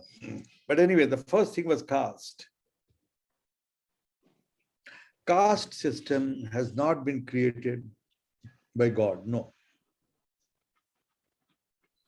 It is the product of the society. Society has created caste.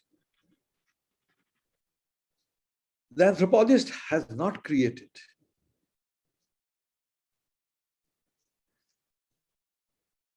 See the history of caste system in India, how it has developed, why it has developed.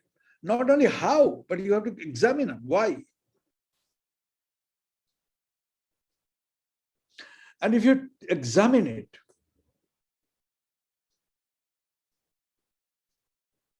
even from Karl Marx's point of view, Karl Marx, I'm not talking about the Marxism or dialectical materialism.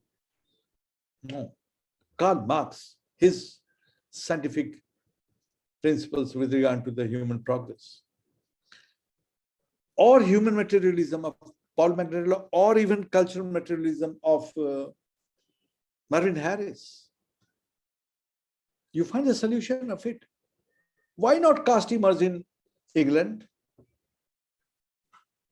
Why not caste emerged in America? Or in China, or in Cambodia, or in Japan? Why it emerged in only Indian subcontinent? Subcontinent, not today's political boundary of India. Caste system is in Pakistan, which is a part of India. Caste system is in Bangladesh, which was part of India. Caste system was in Nepal, part of India. Caste system was in Sri Lanka, part of India. Or Indian subcontinent, let me call it. So this caste system is exclusively the feature of Indian subcontinent and no other place. This word casta, this was caste, has come, of course, from Portuguese word casta. In caste, word is not. So you have to understand under what circumstances this caste system emerged. And it has emerged in thousands of years. Do you think that in one day anybody can obliterate it? And casteless society will be there? No. How can anybody think? It is absurd to think that an institution of caste system which has emerged, I'm not talking whether it is good or bad, no, that we'll be talking later.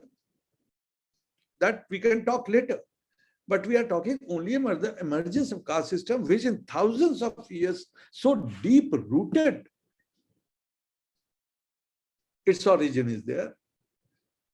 And that is the result of a particular techno-ecological circumstances that in those days it happened in India or in the Indian subcontinent. Not that anybody came from anywhere and then planted the caste system in India, no. Not even the god Brahma, Vishnu, Mahesh, and so many gods are there. They didn't come to plant the caste system in India and deprive of caste system to the other places. No. It is a product of the material condition of those past time. And thousands of years. How can anybody think that overnight a casteless society will be there? No, it cannot be there. There are, again, you have talked about virtue and vices. They are in caste system, of course. Casteism particularly. Particularly ism, casteism. And the ills of the caste system are also exhaustive to enumerate. So exhaustive, we can't say. So many ills in course of time have developed. But even to this day, it exists. You see, about 600 years of Muslim rule and about 200 years of British rule. Could either of them were able to abolish the caste system? So 800 years, 600 Muslim rule and 200 of British rule. They could not abolish the caste system. It is so deep-rooted. So how can after independence all on a sudden a law is made? And no, it cannot be done. Impractical. We should not be impractical. What we can do best is that there are a lot of ills in the caste system. A lot of ills are there in the caste system. Those ills have also come up with such a long time. And those ills should be, we should try to, how these ills can be obliterated. Can be. You other day talked about Sati Pratha. I remember in our conversation. And you said that Sati Pratha should be continued. Well, you knew Sati Pratha. But tell me when it started, Sati Pratha. You might not be knowing. Was it in the ancient India? No, not at all. You read the scriptures in ancient India. It was not like that, not at all. You don't find any instance, either in the Ramayana or the Mahabharata. Nothing. You tell me one instance. It was particularly after the Muslim and the Mughals.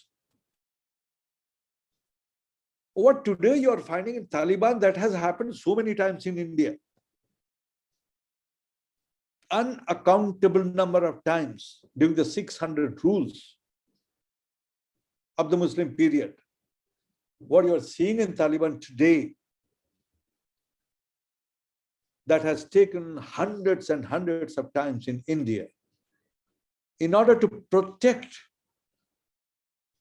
their, what you call, chastity.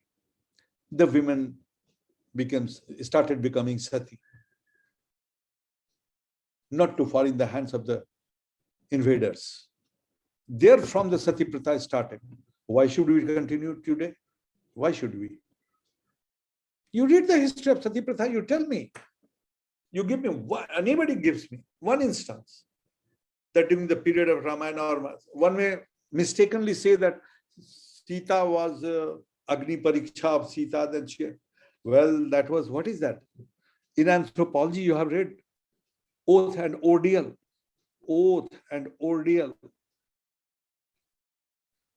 In the primitive law, evidence is not required. Oath and ordeal. You take the oath, okay, you are speaking. Or you do this thing, you go to the fire, if you are burnt, you have done a mistake. If not, then you have not done a mistake. Okay? This is what in Mahabharata, Ramayana, Sita's Agni Pariksha, we call it, That was an ordeal. That was not at all a Sati Pratha, no. No, who says that it was Sati? Come on, tell me. Nobody. So Sati Pratha started during this medieval period of Indian history, because the invaders, they came and they looted, massacred, and women, in order to save their lives, either they had to commit suicide or they had to become Sati. They used to become. Beautiful women were there.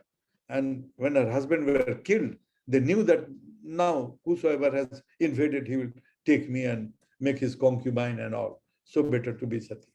So these things are there. That's why I said you that anthropologists will only study and then only see. So these things are not with in the ancient time, during that period. Now India is a free country. I hope that no, not even Taliban type of things happens in India. It won't happen also, I'm sure. So if that happens, then again, in order to save their lives, this can be repeated. But then today there is no need, so there is no need of Sati. Sati Pratha was abolished by Raja Ram Mohan Roy and Vishwachand Vidyasagar, and so many people were there. Arya Samaj was there. They were reformers. And during the British time, even one British officer, I'm forgetting his name, he was very much instrumental in abolishing this Sati Pratha. So these are the things, Dr. Pedarattaiah, we have to study. We have to study, then only we can understand. It requires always a study. An anthropologist, if he says without any study, he's not an anthropologist. Until analysis verifies, okay, study, not only fieldwork is study, okay, but secondary sources are there also. You study and then form any hypothesis or then form any conclusion on it. Abruptly, one cannot say. I'm awaiting your next question, or it has already been 2 hours, 12 minutes. Sir. Yeah. The thing is, how anthropologists can play instrumental role in the raising the awareness levels of the citizens of the country, if not in anywhere in the world, to become civilized and the respectable and responsible citizens, and honor and promote the kindness and the dignity and the rights of others and the individual rights. So the instrumentality of anthropological training and also in saving the humanity from all possible forms of discrimination against their rights, right to life, right to health, right to wealth, and right to education, right to the liberty under the constitutional provisions. So that's where, because the welfare of the nation, somebody told welfare of the nation lies within the character of the citizens. So citizenship education, already you mentioned it is it should be made compulsory, and convince the governments and introduce all the senior anthropologists and the aspiring anthropologists should come together and develop the curriculum, which is very important for the future generations to come, for the national building process to accelerate and catalyze. At the same time, this facilitating the training the civil servants and legislators, and even assisting the judiciary in serving the delivering the justice and governance, good governance. So, and also the another important thing I want to bring to your notice is the economic justice and the equality of opportunity or equality of outcome. There are two different things, and people are blaming the outcome without being responsible towards utilizing the opportunity. So where anthropology can come in between and raise the acquisitional patterns, acquiring the required competencies to be successful, to be wealthy, to be happy and to be peaceful with himself and with others. These are the required competencies in the public sphere, at the same time in the family spaces, in the community spaces. And so those are the vital competencies, how anthropology can be instrumental in helping the citizens acquiring these required competencies, because human potential and time and change are inevitably given to people at their birth itself, without any different, without any partiality. So they are equal. Change is equal, and the potential is given at the birth itself, and time is given. So how anthropologists can play the vital role in helping people realize the important competencies that are responsible for their success and creating the wealth. Wealth is not found easily. Initiative and industry is needed. Those virtues, personal virtues, how anthropology can play, because human societies are not homogeneous. The legitimate differences are there. So respecting the legitimate differences, so that a tolerance, the virtue of tolerance, the virtue of respect for the legitimate differences, the initiative and industry, and personal active participation in acquiring the required competencies, how anthropology can be instrumental. This is the final question, sir, I want to bring to you, your response. Body of questions are there. But then very simple answer. Anthropologists can't do anything, anthropology can do. First answer. Instant answer is anthropologist. An anthropologist alone can't do anything. Even a group of anthropologists cannot do anything. But anthropology can do. It can create havoc, should not be used, but it can create miracle. What I'm talking about is that you have to devise how the people of the country receive and understand the importance of anthropology, receive the at least prelim knowledge of anthropology, receive the ethics, receive the basics of anthropology.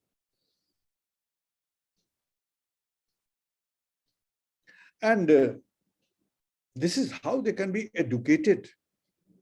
That's why I'm not only today, but I suppose that 30, 35 years before, I used to say that anthropology should be included in the schools. When I realized this thing, that all these conflict and tension are because of the clash of the values, how can it be? It ultimately came to my mind, and I used to say that this should be made a compulsory in school. It is optional in college. It is optional in colleges. It should be made compulsory in schools. So that's only how anthropology can do. So there is a difference when you question what anthropology can do and what anthropologist can do. And anthropologist can't do anything. I often say that anthropology blood runs into my blood. I often say to my colleagues that anthropology blood runs into my veins. This type of thing. I can't do anything. I confess. What can I do? I can only say. That's all. Just as you are asking me, so I can say. Somebody else asks me, I can say. No. But anthropology can do, if properly, the citizens that can make a good citizen.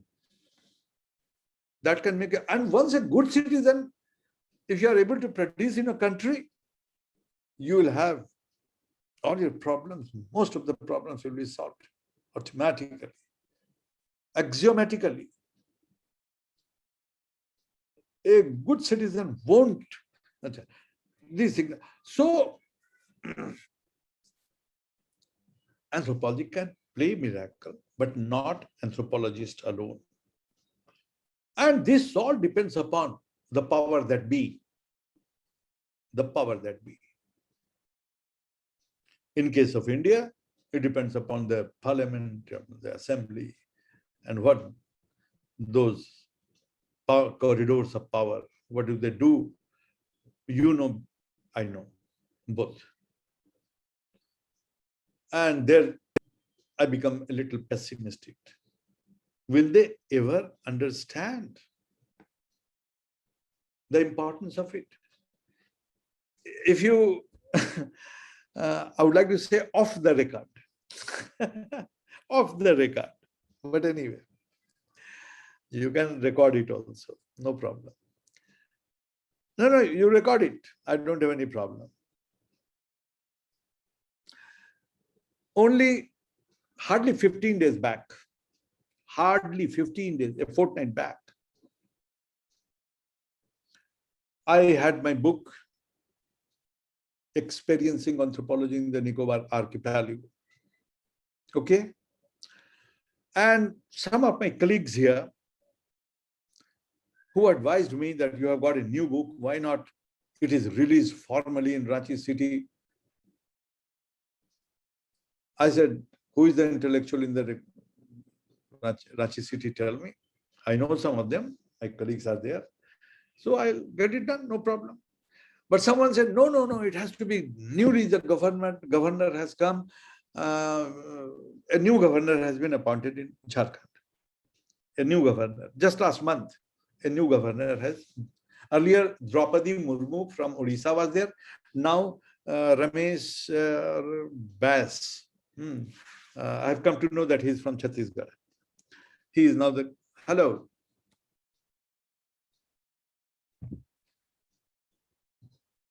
Hello, can you hear me? Yes, sir. Yes, sir. I'm able to hear you. So new governor has joined. Then I said that, look, I won't go to the governor house. He said, no, he knows somebody in the secretariat who can take. So a book of mine, a copy of my book. Are you listening? Hello? Hello? Hello?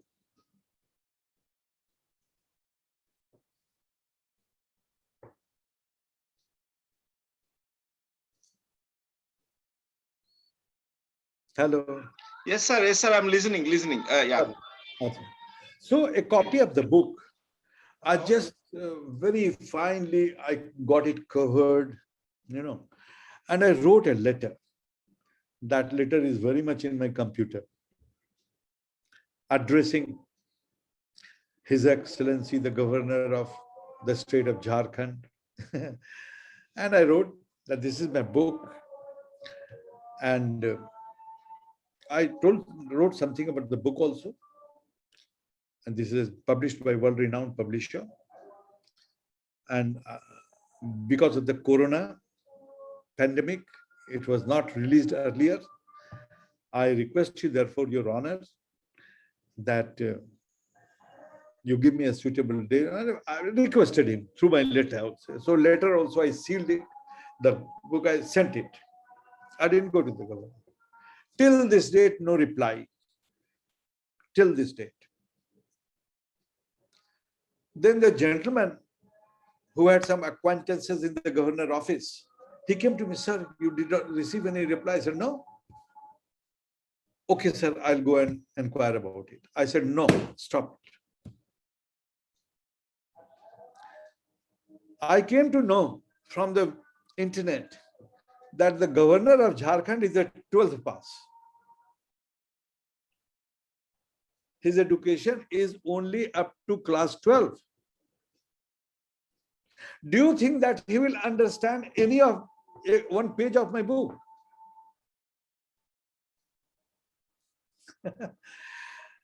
This is one single item.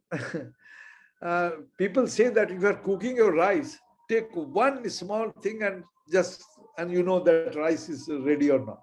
Likewise, all these politicians are of the same quality.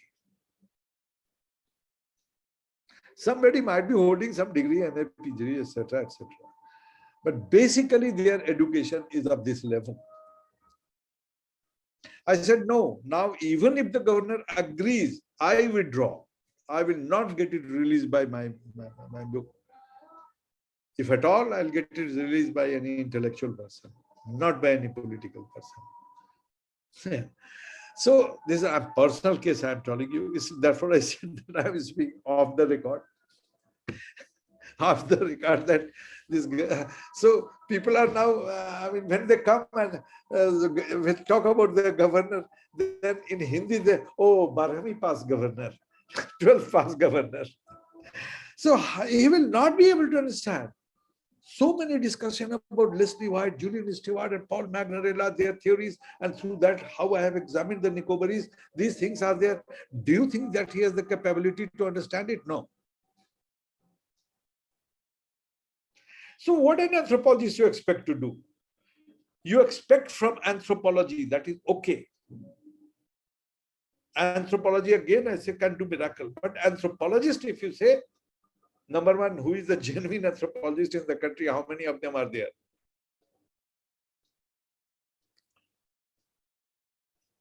Number two, how many really devoted and committed anthropologists are there?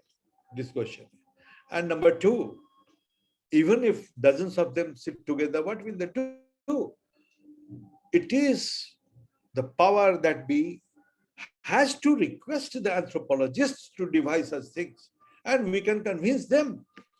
We can convince even the power that be, given the opportunity, I think. But I tried in case of Sonia Gandhi, I failed. In case of here, I failed. So these things are the bottlenecks. Let me call it bottlenecks before an anthropologist.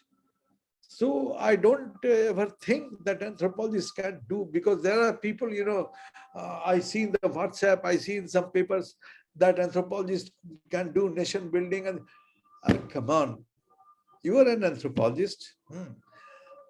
Anthropology can do, I do agree. But who is going to give the opportunity to the anthropologists? It is always the planners and ultimately the politicians.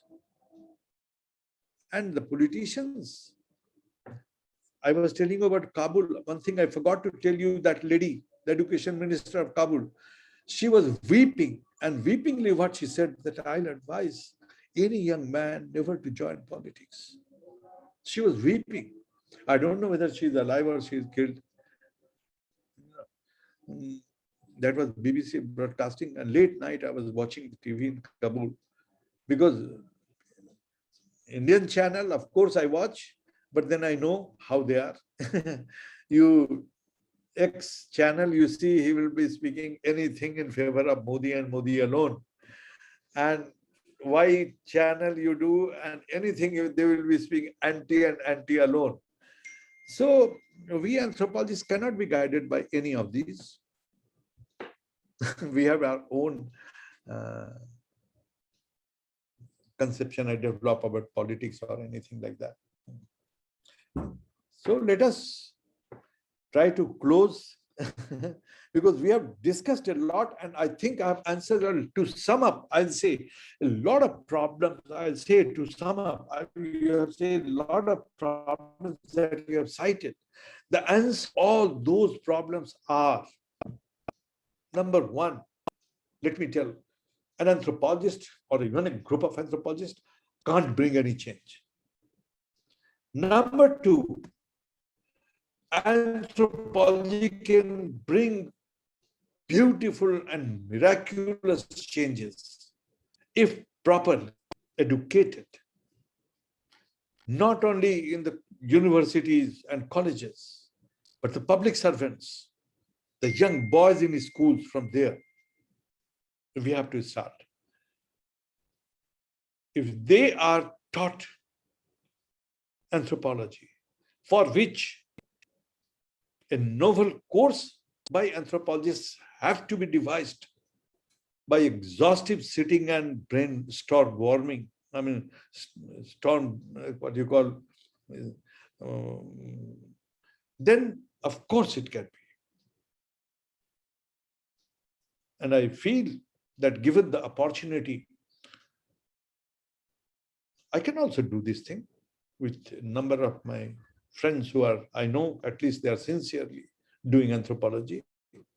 And we can think about, but then this has to be first contemplated to be done by the power that be, whether they want it or not.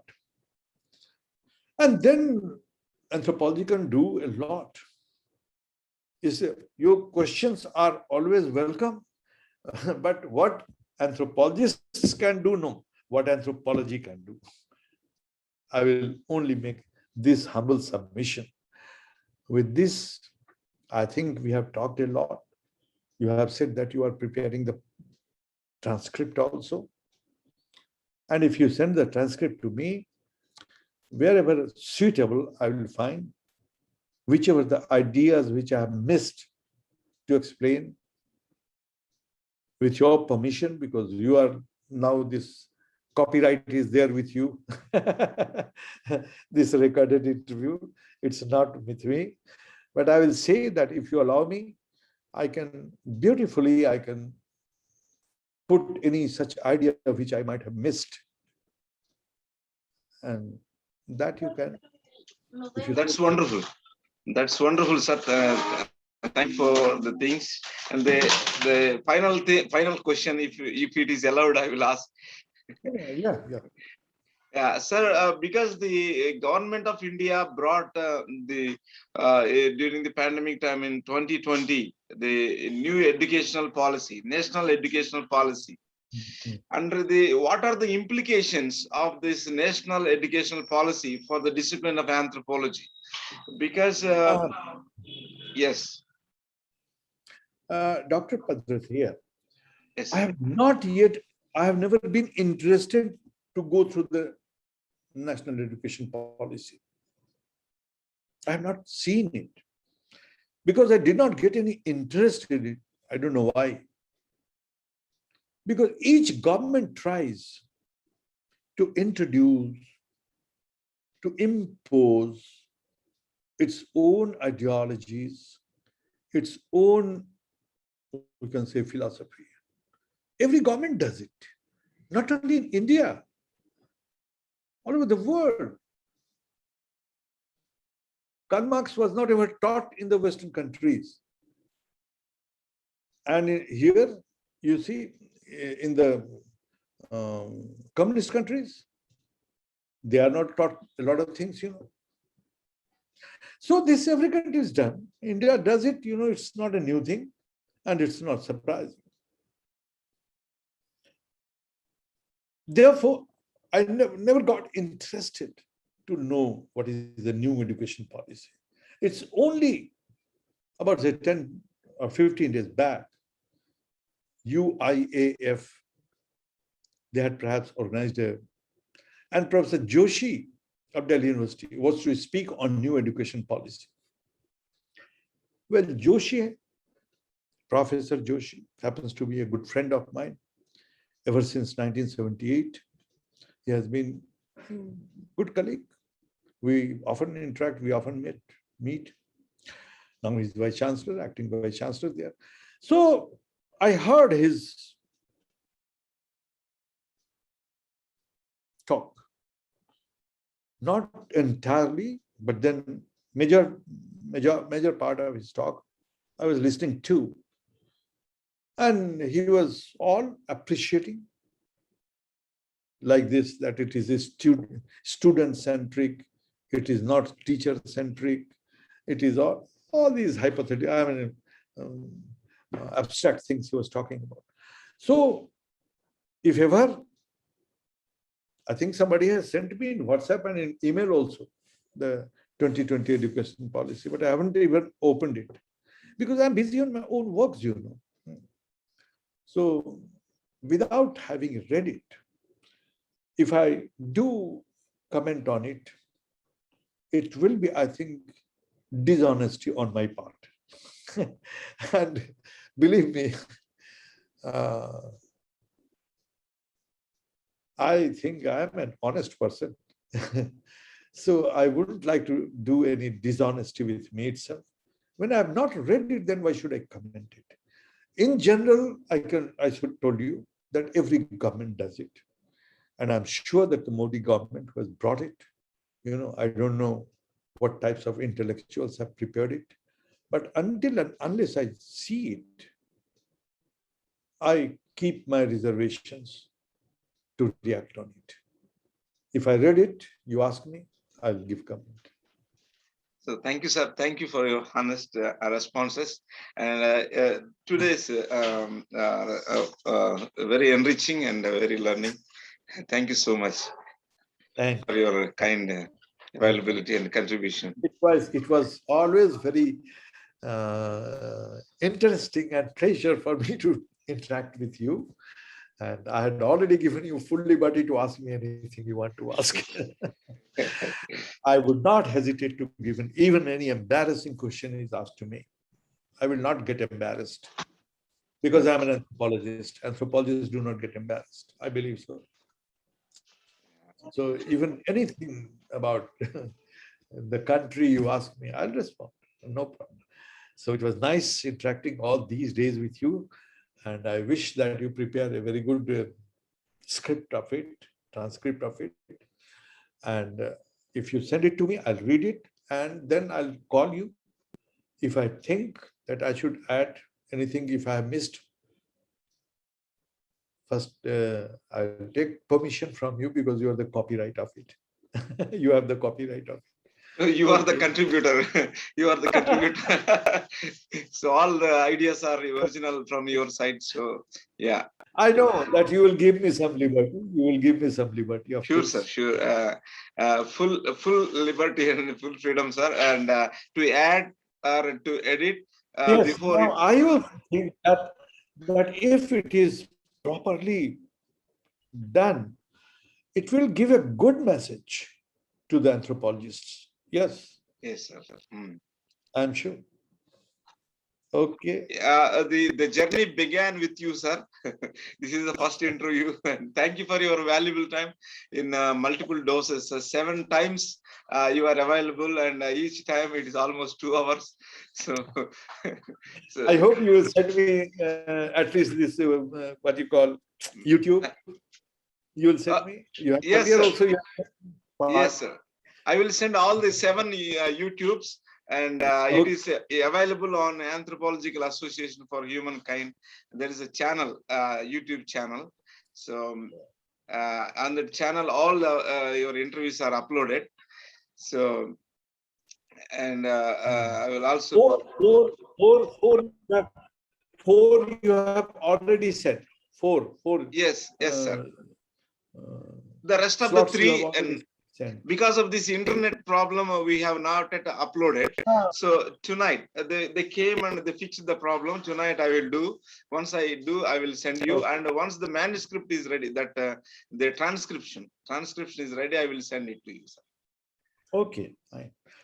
Thank you for your wonderful time, long hours of the patience and kindness. I really enjoyed your kindness and the great patience and intellectuality and the genius.